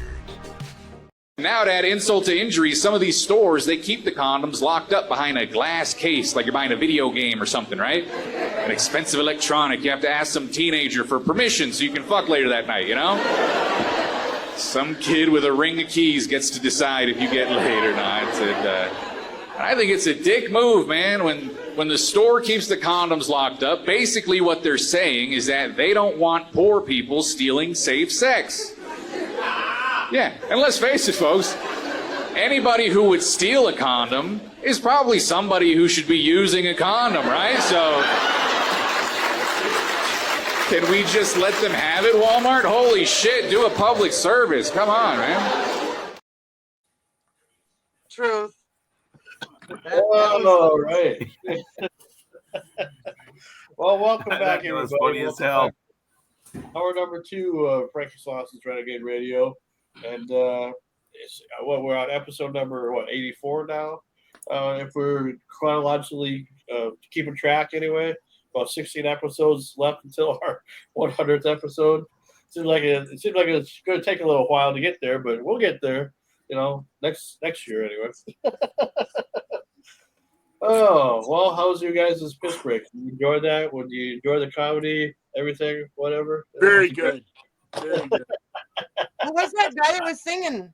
That was pretty good. Who was that? Oh, a guy named Francis, a video I found on YouTube. He just does covers and stuff. And I figured, Lighten up, Francis. I figure what I can do to so we can still play some songs that are, you know, normal songs or whatever, instead of just AI songs all the time. You know, if I go with the like, you see all these AI songs that are like that I played before that are like covers or whatever, that won't get flagged at all. Him, I won't get flagged either. But if I were to play a copyrighted song, you know, of the same song in the same way made by a studio, then I get flagged. The original. If you play the original, you get flagged. Yeah, if I play a copy, I won't get flagged. Yeah. That's what I've run into on my show. So many times I've had a guest play their own original music live on my show, and then Facebook flags it. And I have to dispute it and say I had permission from the artist, being it was the artist that was playing it on my show. I think that happened to Bill Kinnison with Sam Kinnison stuff. Yeah. He was getting flagged for it. That's ironic because that fucking video that you played of me, yeah, when I played it on my fucking YouTube channel, I got fucking flagged for it. That's fine because WCW owns that probably, or NWA or Vince McMahon now. You know, but the funny part is, then I want to fucking sue them for playing my fucking music and not paying me for it. Yeah. Because if they've got it, then they're fucking stealing my music. Do you have it copyrighted? Do you have like a CD Baby or TuneCore account to where any of your original music gets flagged so you get the royalties from it? No, but I'm in the That's process. what you need to do, and then you can sue them. Because unless they iHeartRadio still replays my shows. I haven't been there in like 7 years now. They still replay my shows. I have no say over anything. They own everything. They still play my old commercials. They own my voice as long as it was on the iHeartRadio waves. I got no say in any of it. Because you signed a contract, though, didn't you? You signed a contract with iHeartRadio that anything that you said, they had the right to replay or reproduce. And same I with don't know what Matt. it says. I don't care. WCW. It's actually, to me, it just shows. Yeah, to me, I mean, it's flattery. If they're still playing my shows, but they're too cheap, they won't even hire any part-timers. So the morning show guy just replays old shows of him and I when we were a team. And so it used to be my phone would start ringing, and then I figured out Dave was on vacation because people would be calling me or texting me. Great to hear you back on the radio.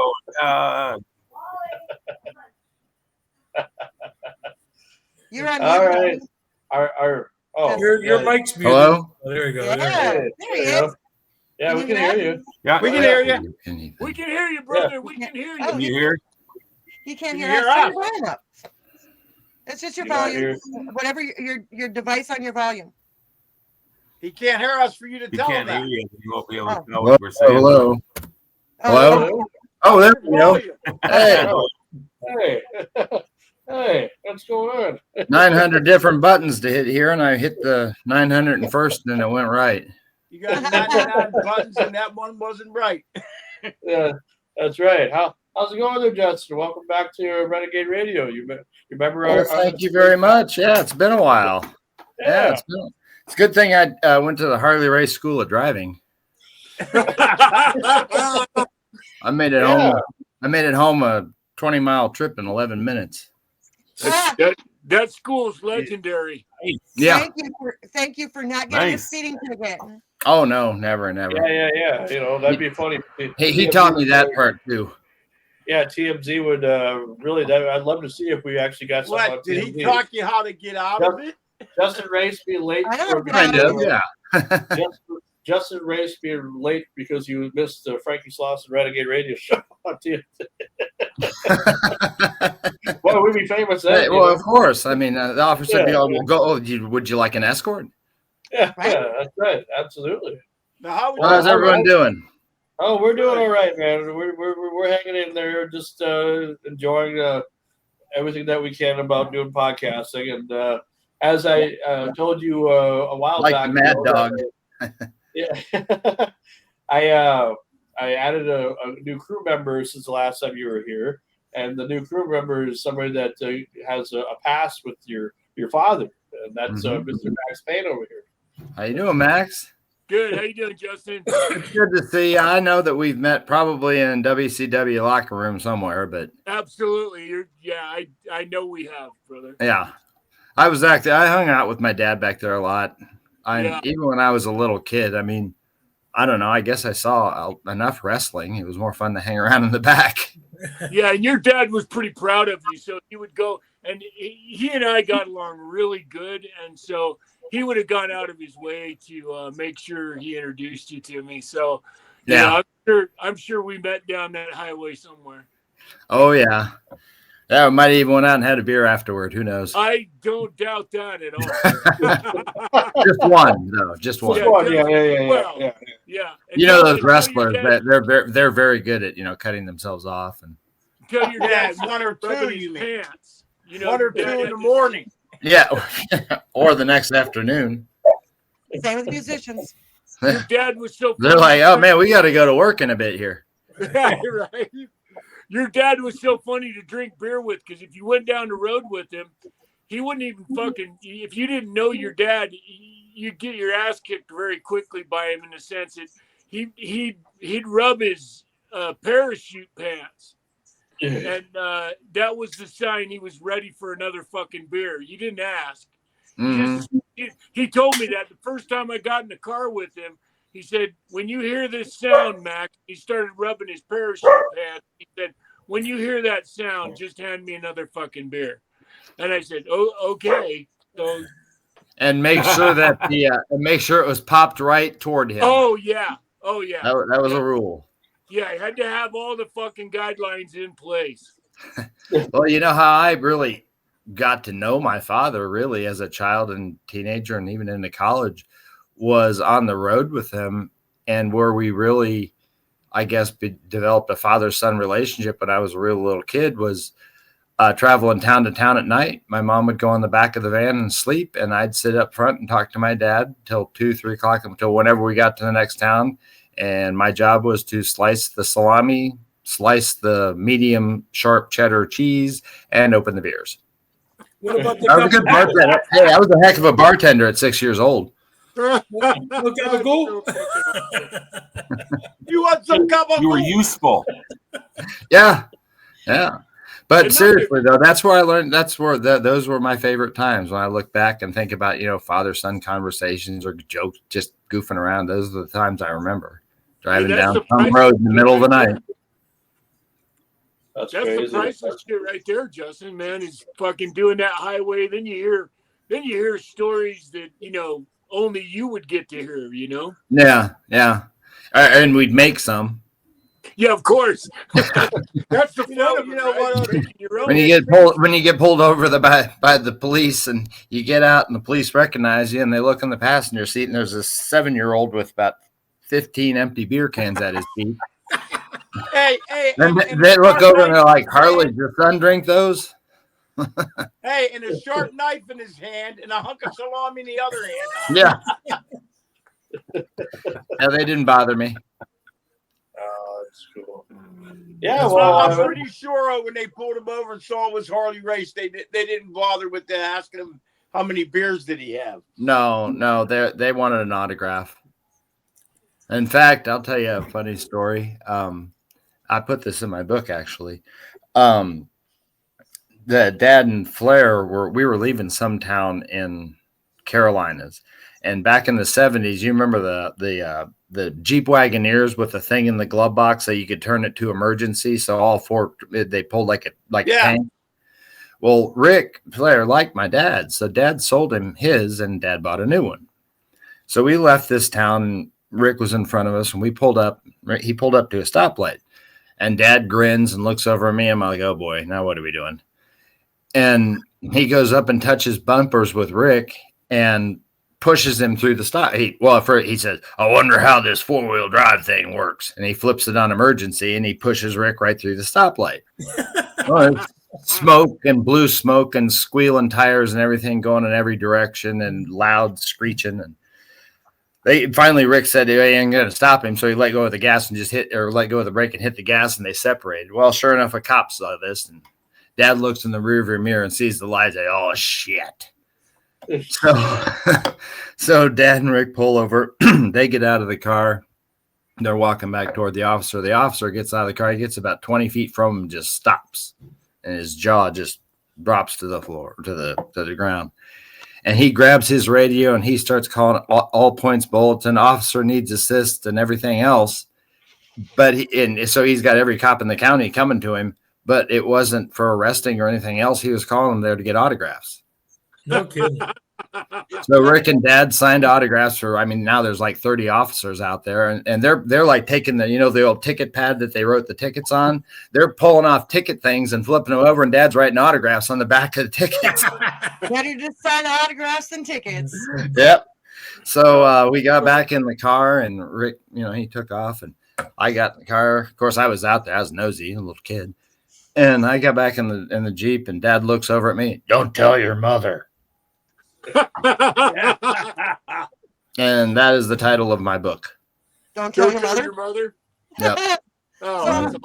Justin, I really want to know. Okay, what was the last memorable conversation you had with your dad? What was What was the last topic of conversation? What was the last story he told you? Oh God. There was a long period of time when he was going downhill. Well, there were a couple of things he said that's kind of private. He gave me a couple of names of some guys in the business. He said that if you ever need anything or you're ever in a situation, you call one of these 5. I'm not going to remember their name, mention their names, but one of these 5 guys, one of whom has passed away. Dad, let me tell you this. You want to hear a story? I don't remember the last story my dad told me. We talked as I got older. It was more about like my career and things like that, and family and whatever. It wasn't telling old wrestling stories. But I will tell you this. When my mom and dad decided, well, no, I'll tell it a different way. The last thing my dad and I ever did together, I'll put it that way. He was in the hospital. He had pneumonia and the lung cancer. The lung cancer was behind, the pneumonia was behind the lung cancer, so they couldn't treat it. And he was pretty much incoherent. He didn't really recognize anybody in the room, or if people came in the room, he didn't acknowledge anything or whatever. But I walked into the room and I laid my head down on his chest and I kind of started crying. And he put his hand on my back and he patted my back and rubbed my back because he knew it was me. Wow. And that was the last thing. That's cool. Yeah. Can I tell you my? I got to say goodbye to him because I don't know, he didn't recognize anybody else because I mean his aunt and her husband and people kept coming in and he didn't respond to anything. But when I put my hand on his chest, he responded and he put his hand on my back. He knew who it was. That's cool. And then last May, a gentleman walked up to me at a fan fest at SICW Fan Fest in St. Louis in May. Gentleman walks up to me and he hands me a Bible, and I recognized it immediately. It's my father's Bible that he and my mother were married with, and I knew where it sat in their room all of my life, or when I was a little boy and whatever. And he handed me this Bible. And it had to do with the Masons. And this guy got into the Masons with my dad, and my dad used this Bible to get him into the Masons, whatever they do. And he handed it to me. And he said, your father told me to make sure this gets to where it's supposed to get it when he goes. Wow. And so the gentleman traveled from I don't know where just to that event just to hand me that Bible. That's cool. Can I? Oh. This Bible right here.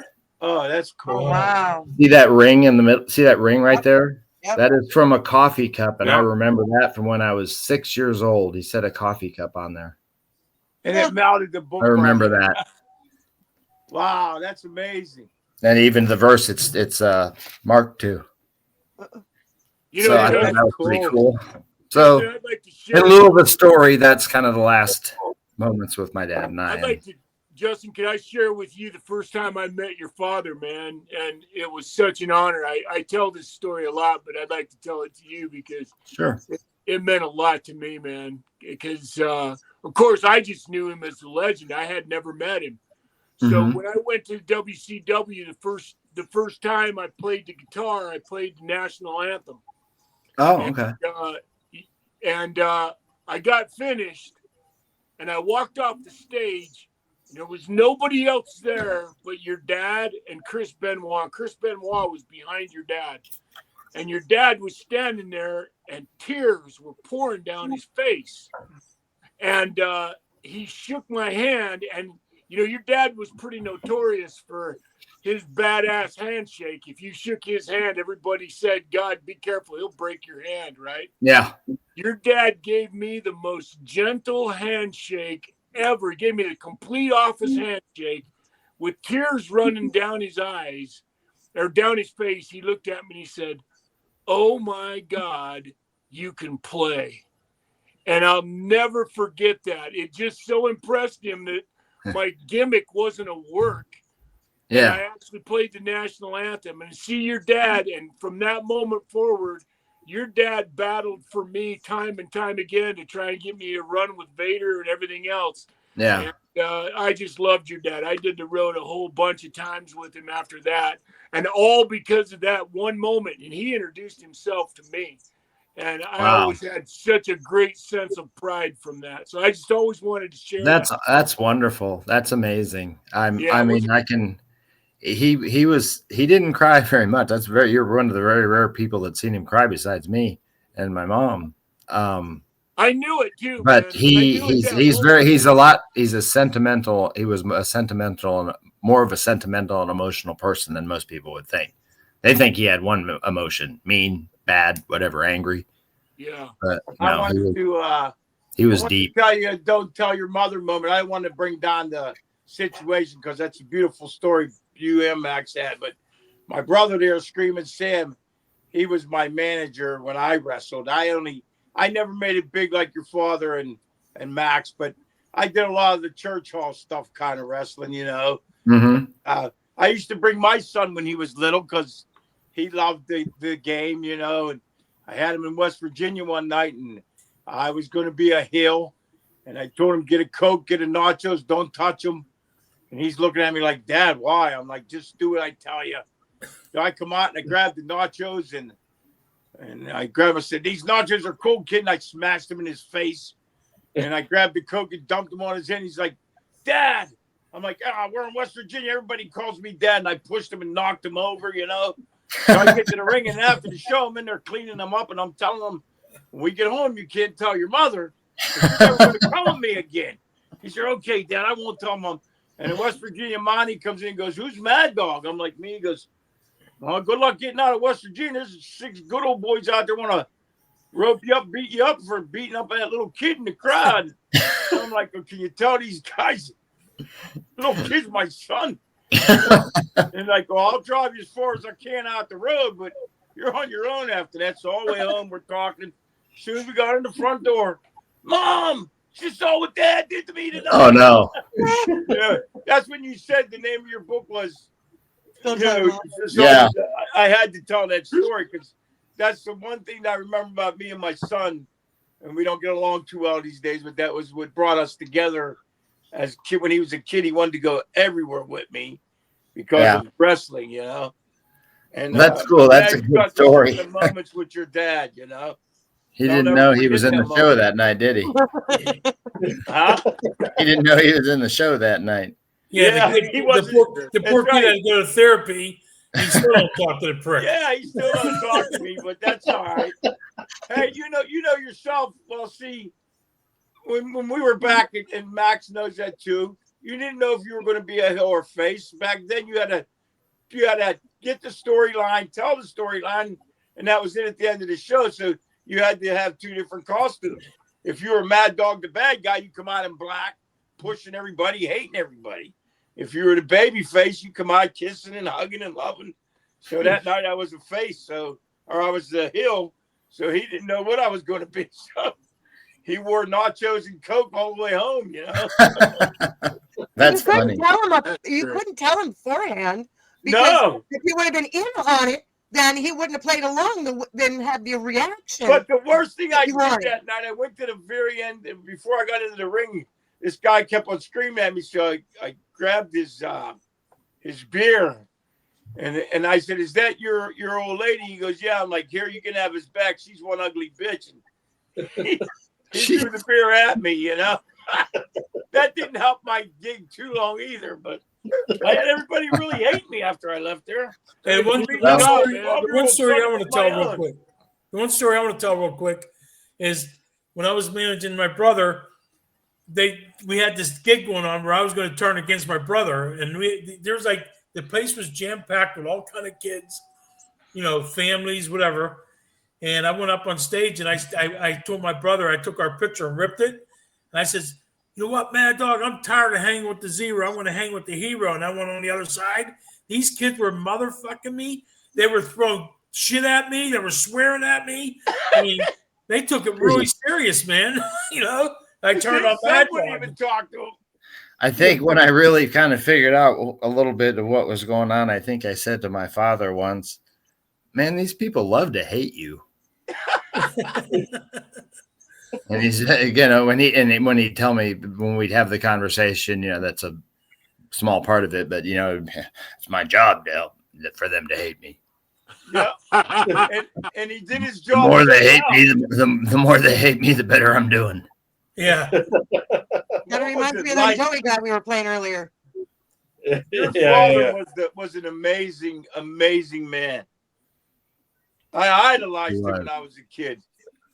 Well, thank you. I appreciate that. Yeah, he was he was the toughest, meanest dude in the ring that could possibly ever walked in there, but he was the nicest gentleman on earth, and he was a wonderful father. We had some good times together. He'd come in town and and actually be off for a couple of days or whatever.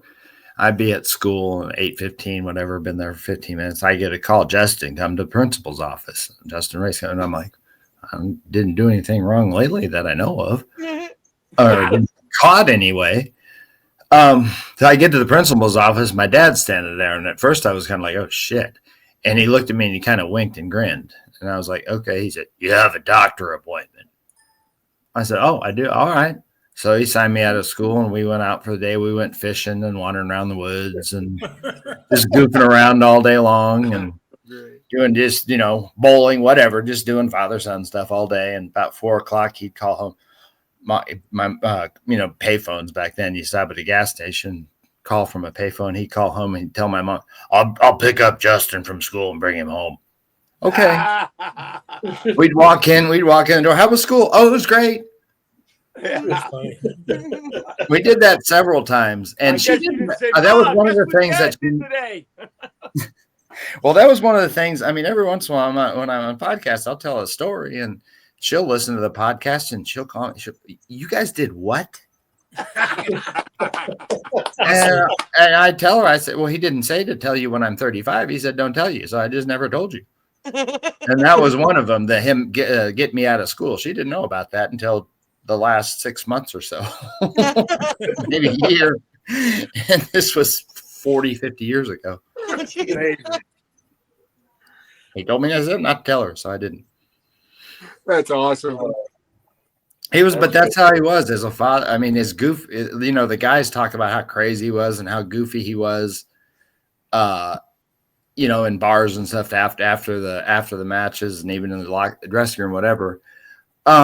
But he was just the same way with me. It just maybe a portion of the legality wasn't there or illegality wasn't there. But he still pretty much just let it loose with me. I mean, I was in the car and 6, 7 years old, and we're driving down I-70 and 12 inches of snow flying around the snow plows. They get the snow plows like stacked up in three. Yeah. So the whole side. And Dad goes in the off, like on the pavement on the side of the road and goes around them. After 12 beers. Oh, yeah. Well, that depends on if we were halfway home yet. 4 hours is a long time from Kansas City to St. Louis. Yeah. You ain't kidding. Or 20 minutes for Dad or so. That's right. Has the power of teleportation there. Yeah. Darn near. Race. The only thing that could catch him was a CB radio. Amazing. So what have you been up to in these latest days? I mean, since the last time you were on the show, you were our season 3 last guest of season 3 last year because you had Kenny Casanova as your guest, and I know you were trying to find us a guest to be your guest anyway, and no luck with that. Huh? Oh no, I talked to a couple people. It was just such short notice. I didn't know she was. She didn't tell me until this afternoon that she wasn't going to be able to be on, and I was like, well, okay. And I talked to a couple other people, and so I can't tonight. Okay. Well, that's all right. We're enjoying you. What have So you? You can all beat up on me. It's okay.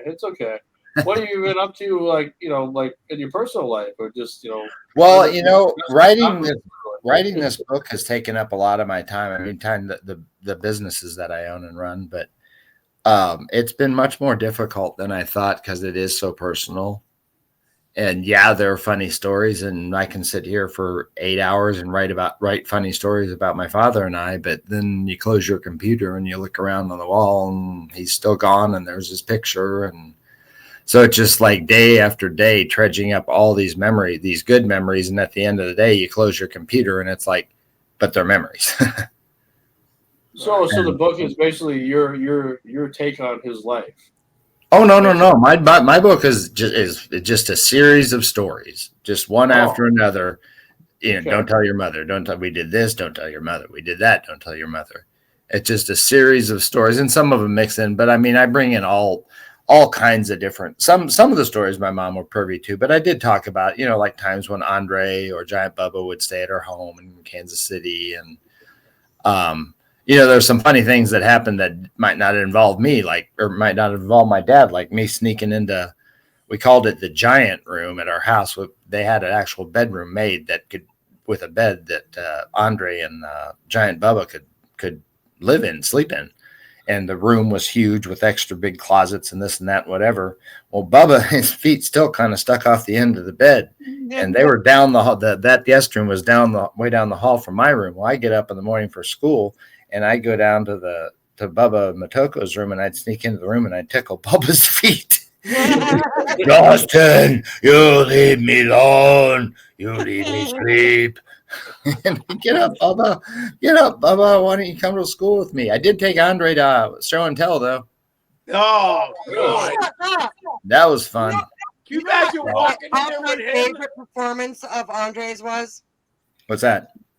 Princess Bride. Princess Bride, yeah. That's how he was. That's how that gentle giant. But Princess Bride was just like I bodyguarded that actor last week that played in the Princess Bride. They had a big thing here in Pittsburgh. Oh, Carrie. The blonde-haired guy. Yeah, Carrie Ellis. Yeah. But that Andre and the Princess Bride, his caring, kind, protective nature, that's who Andre really was. I got a picture with him. It's pretty funny. That's cool. So what was that like bringing Andre to school? I'm sure that was kind of everybody talking Well, about the funny that. thing was the kids at first they didn't figure out if it was like a human being or not.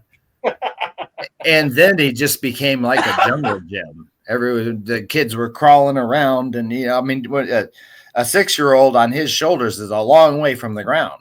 Yeah, it's like a tree almost like. Yeah, and the funny thing though was the principal and assistant principals and the teachers, they were scared to death. They were walking quickly, not running in every direction. My dad just walking alongside. I mean, imagine my dad and Andre walking down an elementary school hallway. Everything is already built, small for kids and whatever. I'm pretty sure you didn't have no bullies after that. No. Well, I never really did. Yeah, having a dad named Harley Race, Yeah. I don't think you would either. No, it got me out of a lot of fights, even that I probably would have lost. Guys are coming up to me, and someone will come up with, "Hey, that's Harley Race's son." The guy like, "Never mind," and walk away. I'm like, "Yeah, right." Shit, get out of that one. Good thing, because I beat my dad up last Yeah, night. and don't come back here again. Oh, that's funny. Hey, if you can't have fun, what's the purpose? Yeah, that is for sure. And I suppose with it being the holiday season coming up, and I'm sure I asked you this the last time you were on, but I'm sure you got some good holiday stories. Holiday time was probably a special time and a hard time too, I suppose, with him being on the road all the time. Well, Dad never worked Christmas, never worked one Christmas in my entire life. Oh, okay. He would, or Christmas Eve. He would not. He didn't care what they offered him or whatever. No, I don't work Christmas Eve and I don't work Christmas. And it better be darn close on the 26th of December because I'm not leaving till the 26th either. So don't have me in Tokyo on the 26th. But Dad, he was kind of a Clark Griswold. He liked to decorate the house outside and get up on the ladder. And, back then it was just staple gun and lights that work sometimes. And one bulb goes out and they all go out. That, back before when they were really where you had to check pieces every of crap. to figure out which one was wrong. Yeah. And now at least they work. But he always, every year though, we had this big, we had double doors and this kind of an alcove that went out where the circular drive was. The circular drive came up here and there was an alcove and then the front doors. And right by the front, in between there, Dad would put this wreath.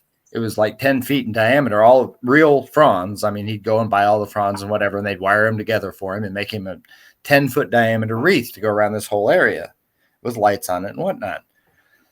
And he loved to put it up, but he hated taking it down. And one probably March, then Dad and I were out in the front yard, and the neighbor across the street, he yells across the street, "Harley, you ever going to take that Christmas wreath down?" And Dad looks at it for a second. He grabs the top and pulls it down about a foot. He takes the bottom and pulls it up about a foot. He said, "There, it's an Easter egg." That's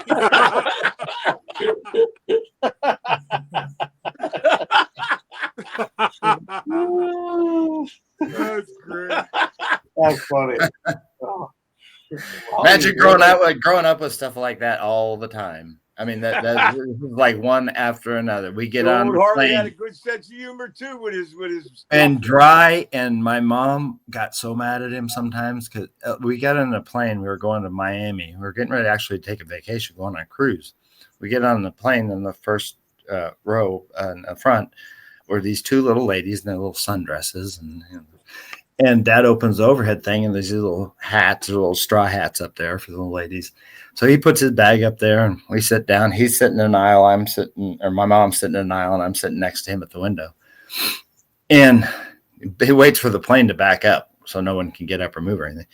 He leans forward, and he said, "I wonder whose straw hats those were I just crushed." Then he leans back and smiles and never says another word the whole plane ride. My mom would go, "Harley." That was her favorite thing to say, "Harley." To like when he was being goofy or whatever. So we get to Miami and the ladies are all nervous. They open their hats are fine or whatever. And my mom just looks at my father and just like, Jesus. She's like, "You're just mean." She said, "That wasn't even funny. That was just mean." Yeah, I thought it was kind of funny. And I'm back there going, "I thought it was hilarious." Little kid running along behind him. "I thought it was funny, Dad." Well, because like a plane ride isn't stressful enough, but then you're sitting there worried about all your stuff up there being all, okay, are we going to crash? Well, even if we do land, I'm not going to be able to wear my hat. Well, but imagine finding this information out from that voice. "I wonder whose straw hats those were I just crushed." It's not like you're going to turn around and go, "Oh, it was you." You're just like, if that was the dude that crushed him, we're just going to sit silently. So they didn't even turn around to look at him the whole flight? They were just nervous. They'd peek and whatever, and they were just nervous. And my mom thought eventually he'd tell him, but he just dozed off or whatever. Like I said, he never said much. You know this, Max. Yeah. He didn't talk very much. He never didn't talk at all unless you asked him something. But when he did talk, it was either hilarious or full of wisdom. Yep. And like I said, he said that about the straw hats, and he sat back in the chair, leaned back, went to sleep. That was all he said the whole flight. Yeah. Yeah, your dad was a man of few words. Yeah. But when he spoke, you better listen. You damn straight. And you did. Especially if it's about the business. If it's a joke, you're going to crack up. You knew that right away, man. You paid attention. Yeah. Dressing rooms generally got pretty quiet when he walked in. Yeah. He was something. Even in the WWE. Yeah. Oh, sure. Oh, yeah. I remember we went to the Meadow. We flew into, I don't remember. We must have flown into Baltimore, I guess. But the match was Dad was wrestling Hogan at the Meadowlands. Well, we get into the airport and his wrestling bag doesn't come off the plane.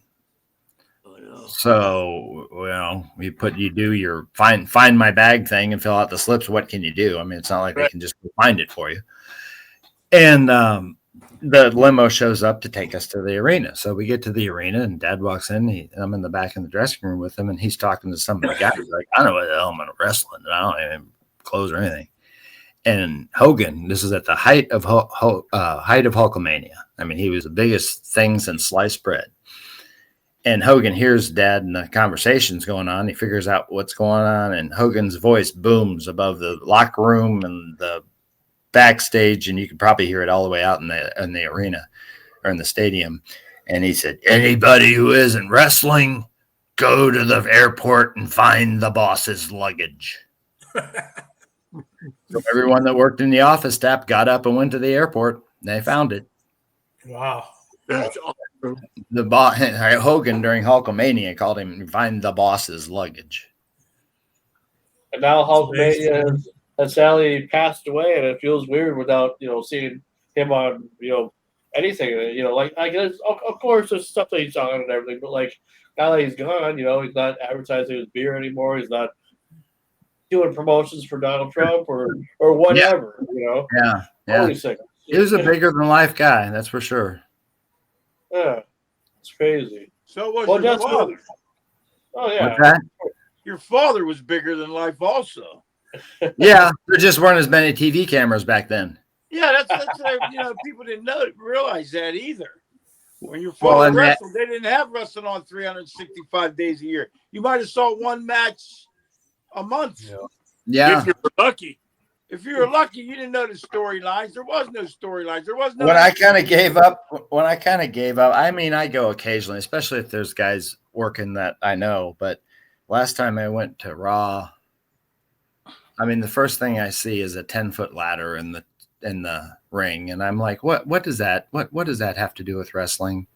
I mean, I remember Abdul the Butcher had his fork hidden in his belt, and they gouged the hell. What the heck does jumping off a 10-foot ladder have to do with wrestling?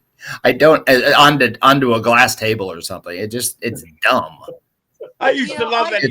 There's no technique. There's no story. There's nothing to it. It's just a boring 10 minutes of like stuntmen doing stunts for a movie.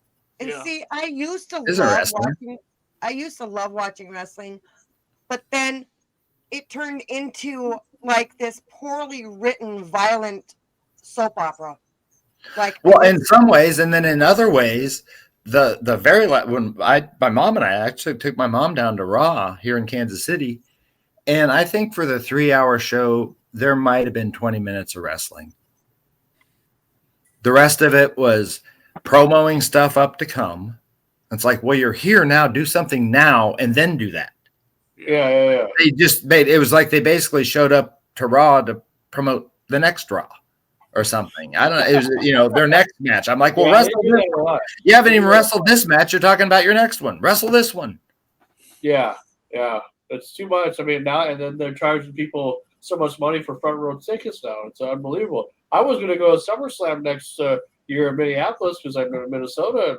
I don't know if I'm going to go if it's too expensive. Well, and unlike my dad and the older guys, first person that ever offered my dad money for an autograph, my dad said, "Put your money back in your pocket." Yeah. And then as years went by, that's what, guys going out selling their pictures, selling their merch, that's, a source of income. But the guys nowadays, the new guys nowadays, not only do they think that you should hand them a $20 if they give you an autograph, you should pay them. They might write your name on it. We're the ones that put you on the map. You shouldn't have to charge us. Right? Exactly. I'll tell you a story that encompasses my father and what wrestling was and what it should be. We were at Memorial Hall in Kansas City, and it was a couple of preliminary matches, and there's these big velvet curtains that go all the way to the ceiling, all the way to the floor. And I'm peeking through there watching the matches with my dad, and he's telling me, do this, don't do that. That idiot can't do that. And that idiot doesn't know how to do this and whatever. Yeah, that was a good move every once in a while I'd hear. And I was old enough, and I turned around to him, his father, just him and I said, "Dad, how do you get paid? I mean, you travel all over the place." Because, I knew how my friends' fathers get paid. They got a salary from the insurance company they worked at or whatever. I'm like, how the hell do you get paid? I have no idea. And I said, is it like, do you get paid by Bubba when you're in Japan, and Ron when we're in Australia, or Sam when you're in, Sam Mush? How does this all work? And sometimes it's cash back then. And he said, hold on. He said, look out there. And I did. He said, look at those people. And I said, yeah. And I see people screaming and yelling. There's signs, and they're jeering one guy and cheering the next. And they're just emotionally totally involved in this match going on. And I turned around and I said, yeah. He said, those people pay my salary. Perfect. That's awesome. And that's how I've always taken it to heart. Yep. It is my honor to be invited on a show. You think that people, I could do on podcasts. Oh, so it's such an honor to have you. No, it's my honor to be here. My father did something that enabled me to be here and talk to you gentlemen. He did something so grand that the 7 of us are sitting here talking about him 6 years after he passed away. Yeah, his legend will never die. And I think it's an honor for me. He told me when I was growing up, he said, when I was a little bit older, he said, people are going to recognize you, either me or whatever, for the rest of your life. And unless you're on your way to the emergency room or you're late for work or something and someone recognizes you, you stop and you give them their 5 minutes. You let them tell their stories, let them ask questions, tell them some stories, let them give their opinions, whether they're crazy or not, whatever, just agree with them. But give them 5 minutes of your complete attention. And he said, you know why you do that? And I said, well, I mean, amongst the obvious reasons why. He says, because it's 5 minutes they'll never forget. Yeah. And that's the truth.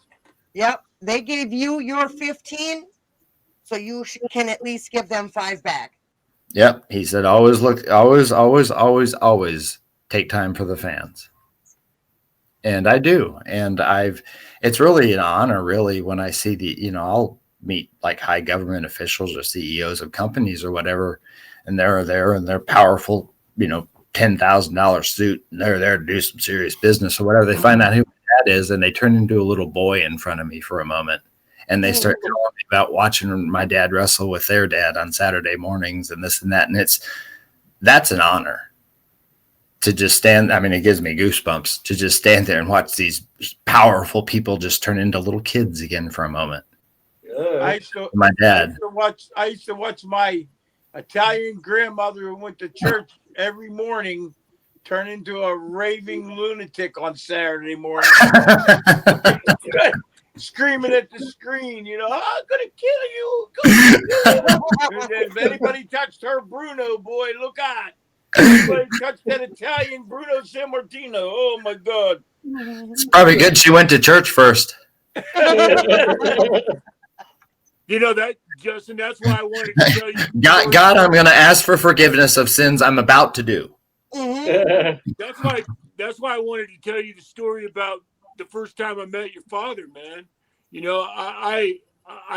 He was legend to me, and I already knew, I grew up in the business with the old timers, so I was taught the old way. Yeah. And so I already respected the hell out of your dad. And then for him to be the first guy standing there when I walked off the stage, it's the first time I'd ever played the guitar in public. It was the first time the WCW had seen me. And to have the honor of your father being the guy, and then we were friends forever after that. Whenever I'd see him, he'd go out of his way, and he would always go out of his way to show me he was going to give me the office too. So got to take care of those guitar playing hands, Max. He was so awesome. That's why, the impact, I mean, goddamn, I'm smart to the business. And I was like a fucking 3-year-old Mark, standing there looking up at this guy and tears rolling down his face. It changed my life. Wow. What he gave to me was, there's nobody else that ever did that for me, And it just meant so much to me at that moment. Your dad was just that kind of guy. And then any time from that point forward, man, if I was in the dressing room, he'd always ask me, "You got to ride to the next town? How you going to do this?" Or, he tried his ass off to get me a run with Vader, and Bischoff just wouldn't have it. And he apologized. He apologized to me for that, and I'm like, Harley. Yeah, what Dad said usually went. Yeah. If they didn't listen to him, then well, Yep, and their problem. I'll never forget that. He goes, "Man, I tried so hard." He goes, because in fact, he's the one that got me the 2 matches I had with Vader. He got them for me on television because he wanted them to see what Leon and I were made of. Because I broke in Japan at New Japan, and Vader broke in at New Japan, and we'd have had a hell of a run if they would have given us the chance. And your dad fought his ass off for that. But I'll never forget him apologizing to me driving down the road saying, "Yeah, I tried." But that's just who your dad was, man. He was that caliber of human being. And that's the part of him that I consider it such a privilege and an honor to have known him and been around him. He was so a tier above everyone in the business. He was just a little bit better than everything, everybody, and he did everything just a little bit better than everyone else did. And they've tried to copy him for years. And I mean, even with Vader, I mean, one of the reasons he was with Vader, as you probably know, was to keep guys from getting hurt. Yep. Vader was hurting guys. Yep. Vader was crazy. Vader was crazy. That guy was nuts. Yep. And I mean, Dad would tell me, he'd say when they'd announce his name and they were getting ready to go out to the ring, the goosebumps on Vader's arms would stick up like a half an inch. He'd get such an adrenaline rush. And yeah, he was hurting guys. So they called on the old goat and said, "Will you go in there and protect these young guys from that big son of a bitch?" Well, that's part of the reason. And that's basically what he did. I mean, he was good enough to make it look like he was managing Vader, but often he was getting in the way of Vader hurting somebody. And that's part of the reason. And he would tell Vader right in the middle of the ring, "You calm down, you big fat son of a bitch, or I'm gonna get it from me too." Hearing both of you guys tell these stories about him, I so wish I could have met him. I mean, I remember seeing him wrestle and stuff, and I thought he was a great wrestler. But hearing you guys tell these stories about him, I wish I could have had the chance to meet him. But I kind of feel like I do, just through the stories you guys are telling. And Justin, you wouldn't be who you are without his influence. So I kind of feel like I'm meeting a bit of him at least. Well, I kind of come off that way with people because I'm a lot like him. I look like him. But I respect what he did, and I respect the business, and that kind of comes out of you without it being spoken. The way you talked about guys, the way you respect guys, regardless, especially those that have passed on. Hey, they made their mark. They were there for a reason, for something. Yep. And I just happened to been blessed to have, the king is my father, but to me, he was dad. I mean, I kid around, and I'll post someone will send me one of his promos, and where he gets pretty hot, and I'll joke around and repost it and say, "This is what I heard when my dad had one voice. Flair, I'm going to come down and kill you. And Justin, breakfast is ready." We're all the same voice. "Justin, you were late for school. Brody, I'm going to kill you." I mean, they all came out the same. So when he did promos, they never intimidated me. I'm like, well, that's how he talks at home. Not the mean thing and all, but that gruff voice. Yeah, that's how he talked. It's so funny because right before I got in the ring with Vader the first time, your dad walked over to where I was getting ready to go out. He walked over to him and he goes, "Max, get your shit in." I said, "Okay." He said, "Don't let Leon push you around. Get your shit in, Max." I said, "All right." And I had a great time with Leon, and I didn't mind being stiff with Leon because I was big enough I could take his shit, you know, and that's what your dad. That's why your dad was so excited because he knew I'd broke in Japan and I could work Vader's style and make it look like we were killing each other, you know. Yeah, And, and that's Japanese love that for the reserve people. Well, I went to school there after I graduated from college. I went to school there for a year. Really? University, yeah. Wow. Studied the language. I mean, I took the full classes: language, culture, law, business, psychology. Nice. All Japanese. Some of the class they're taught. I mean, they're for the foreign exchange students, so they start the classes in English, and slowly, as you learn more Japanese and add Japanese into their classes, if that makes any sense. So you're learning, you know, a wide range of language. But anyway, I looked in a paper and I saw that the tour was coming through, and I saw Leon was coming through Osaka, and my university was just outside of Osaka. So I went to the building that night, and I went up to the people. It's different in Japan, but the people that take tickets or whatever, and I looked at them. And they looked at me, and I looked at them. Now, this is 30 years ago, so this is not far. You know, Dad's still out there. And I said, "Hari desu." They said, "Hari desu." And I said, "No." And in Japanese, they said, "Not me. He's my father." And they're like, "Oh, hari desu, hari desu." And so of course, they let me in the arena. And I got back in the dressing room the same way, telling people who I was. I opened the door. I said, "Leon." He turns around. He goes, "What the hell are you doing here, you little son of a bitch?" And I said, I'm going to school here right now. He said, you're in university here? And I said, yeah. He said, why didn't your dad tell me? I said, probably because he knew you and I'd hook up. And we did. And out we went that night. And you don't try to keep up with Vader. I mean, he drinks Bacardi by the fifth. Yeah. A drink. Yeah. And, oh God, we were all over the place in Japan, going bar to bar to bar. We had a blast. And about 3 or 4 o'clock in the morning, which of course is daytime here, we decided it's a good idea to call my dad. And we're drunk, and we are drunk. And Leon, "Harley, what the hell you want, you big fat son of a bitch? What are you calling me in the middle of the night over there for?"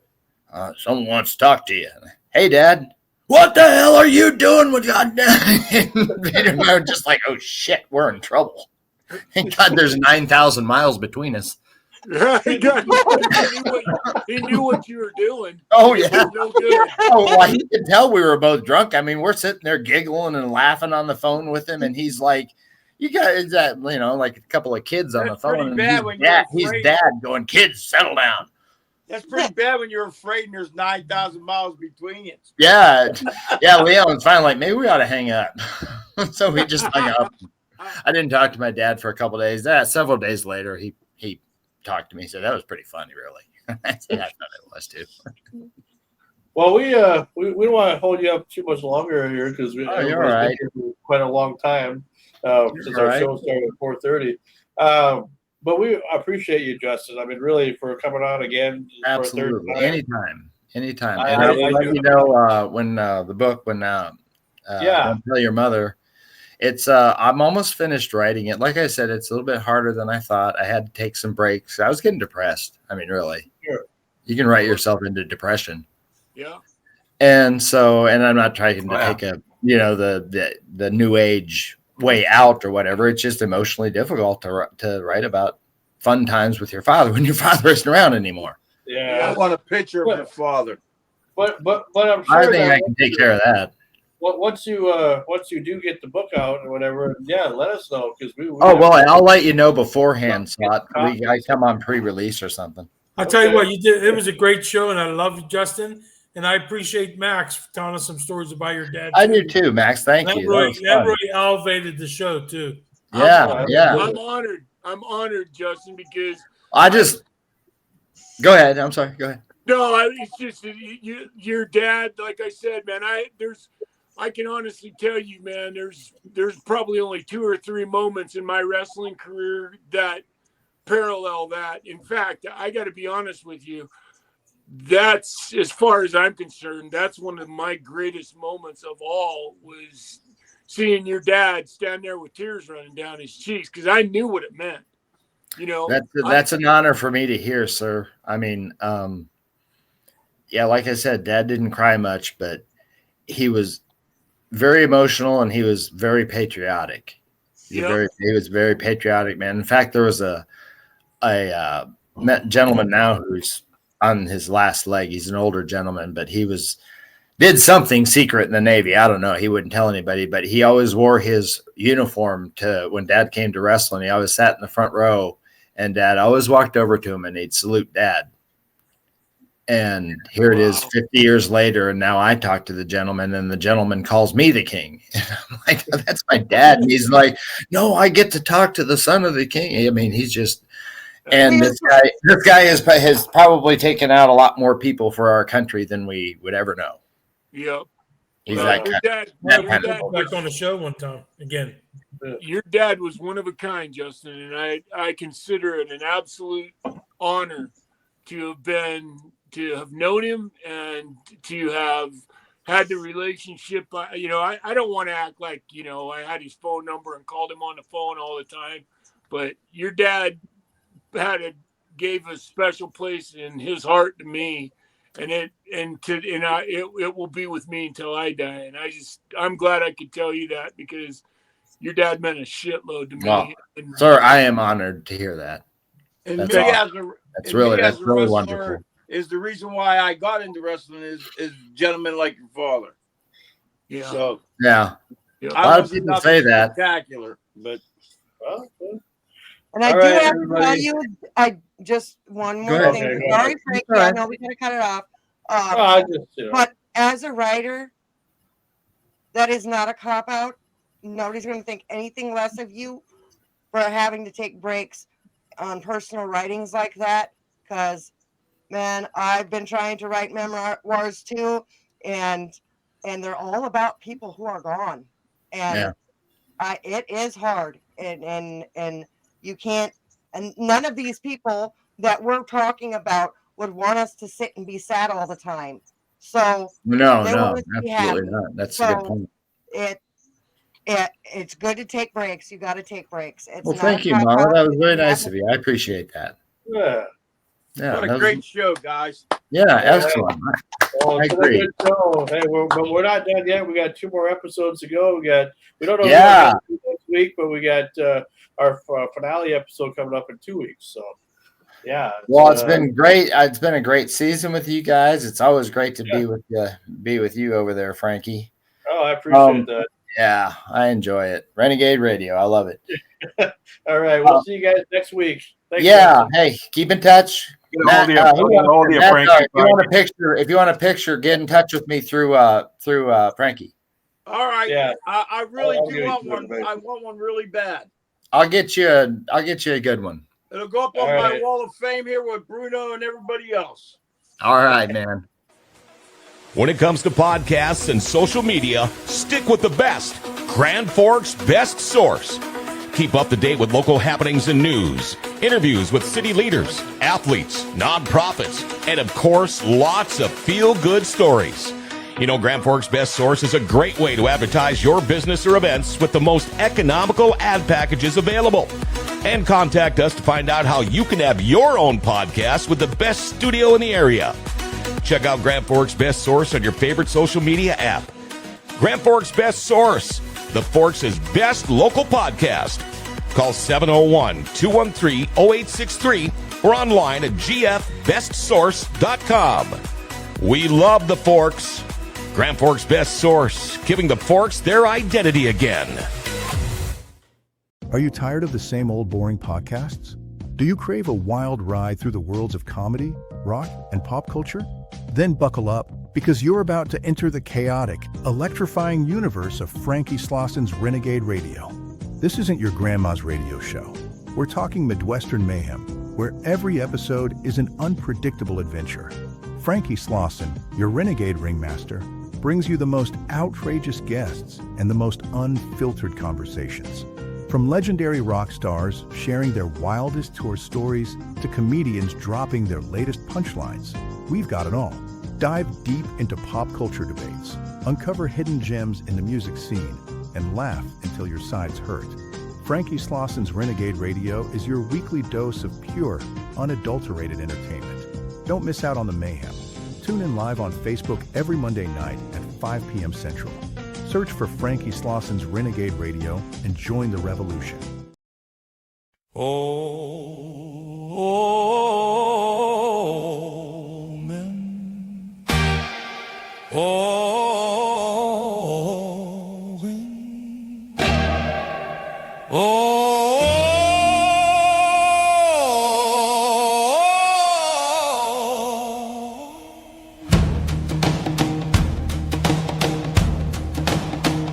My lover's got humor.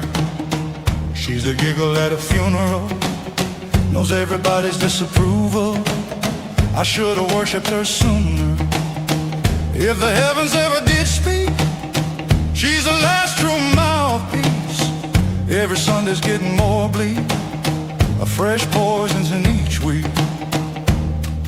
We were born sick, you heard them say. My church offers no absolutes. She tells me worship in the bedroom. The only heaven I'll be sent to is when I'm alone with you. I was born sick, but I love it. Command me to be well.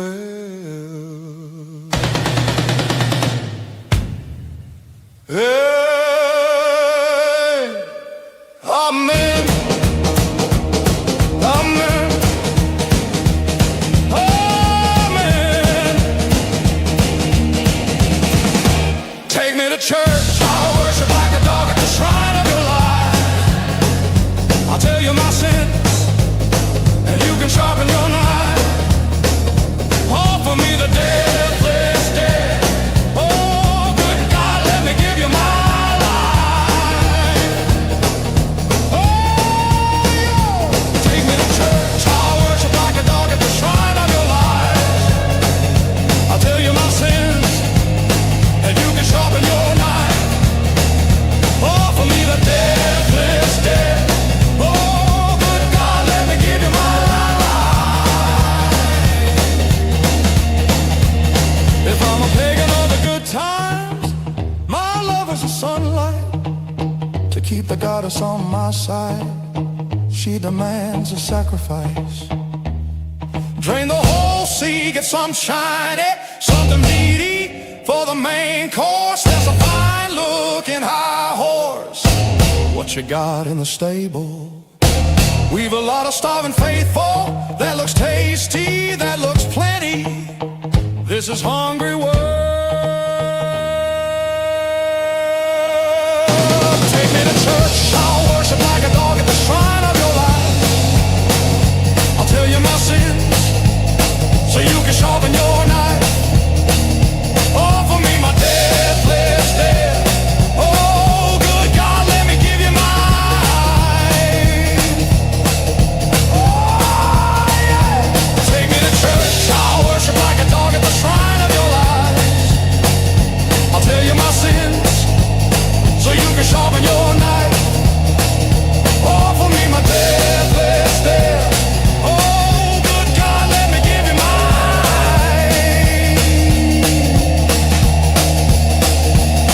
Oh, masters, oh, kings, when the ritual begins, there is no sweeter innocence than our gentle sin.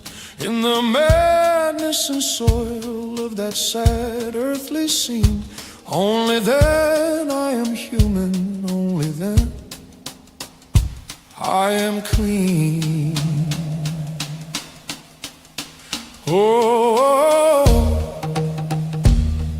amen. Amen. Amen. Take me to church. I'll worship like a dog at the shrine of your lives. I'll tell you my sins, and you can sharpen your knife. Offer me the deathless dead. Oh, good God, let me give you my life. Take me to church. I'll worship like a dog at the shrine of your lives. I'll tell you my sins,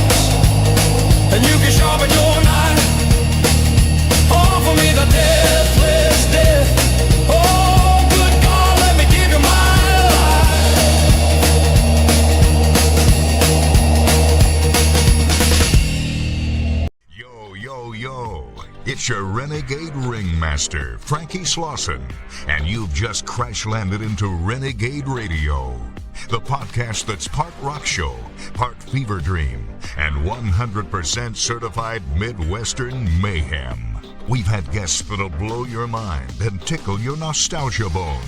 Paul Myers, brother of Mike Myers, talking John Candy and comedy gold. Bill Kinnison, brother of Sam Kinnison, dropping truth bombs like it's 1989. Ron Wasserman, the dude who made Go-Go Power Rangers a battle anthem. Jay David from Dr. Hook. Robbie V, son of Bobby V. Max Hightower, bluesman extraordinaire. And that's just the tip of the Renegade iceberg. And guess what? We go live every Monday night at 5 p.m. Central Daylight Time on Facebook. That's right, real-time Renegade action with Frankie and friends. Tune in, laugh hard, and maybe learn something weird.